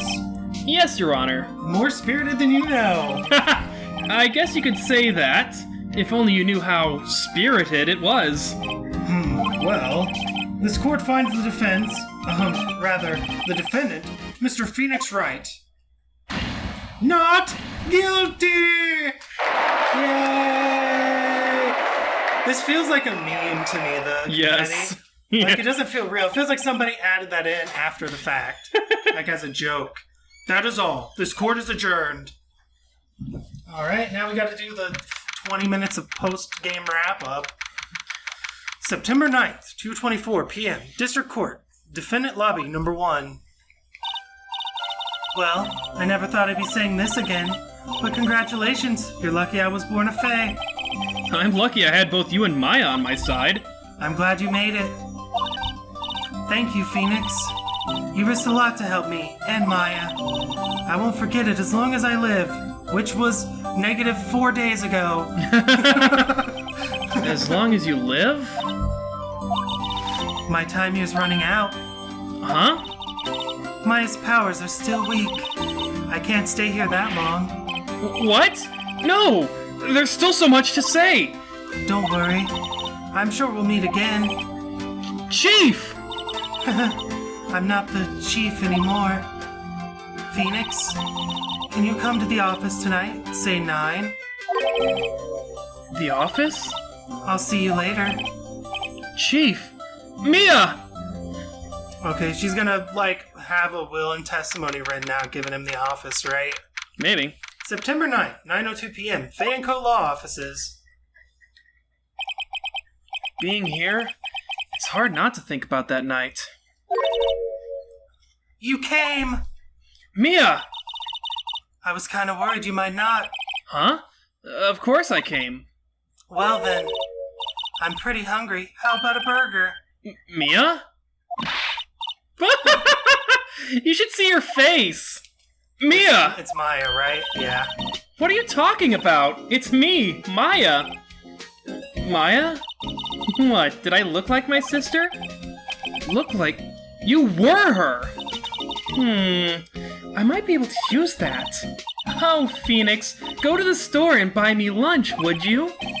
Maya? Why are you here? Because of this. See? Mia wrote me a letter. Take care of Phoenix for me. Take care of... Huh? She means the office. This office. Someone has to help with the new Wright & Co. Law offices, right? And who better but me, Maya Fey, reporting for duty. How the turns have tabled. Wait, no. On second thought, let's make this casual. Yo, Nick! Maya here, ready to get down to business. Please never call me Nick again. Oh, don't worry. She will call you Nick incessantly. You don't mind me calling you Nick, do you? I don't mind, but I do have associates that are also named Nick. It's a great name. Mia said that's what your friend Larry calls you. Nick. You know what this means? We're partners. You know, when I think about it, it is Maya's fault I'm here now. But if it wasn't for her, I'd probably be in jail. Wright & Co. Law offices. It's got a good ring to it. Yeah. Thanks, Maya. Yeah! Good luck, Phoenix. I'll always be here, watching. Ah! Oh! Right. Okay, Nick. Let's do it. Huh? Do what? Burgers, dummy. Burgers. There's a great burger joint just down the street. Come on. Time's a wasting. Okay. Wait up. The end. Yay. My God, boys, we fucking did it. We solved our second case, and we've unlocked a new episode. All in all, I had everything right. And I do not count my one technical failure, because that was bullshit. And I maintain that it is bullshit forever. Anyways, don't forget to do likes, don't forget to comment, don't forget to subscribe, and I will see you the next time we play this game.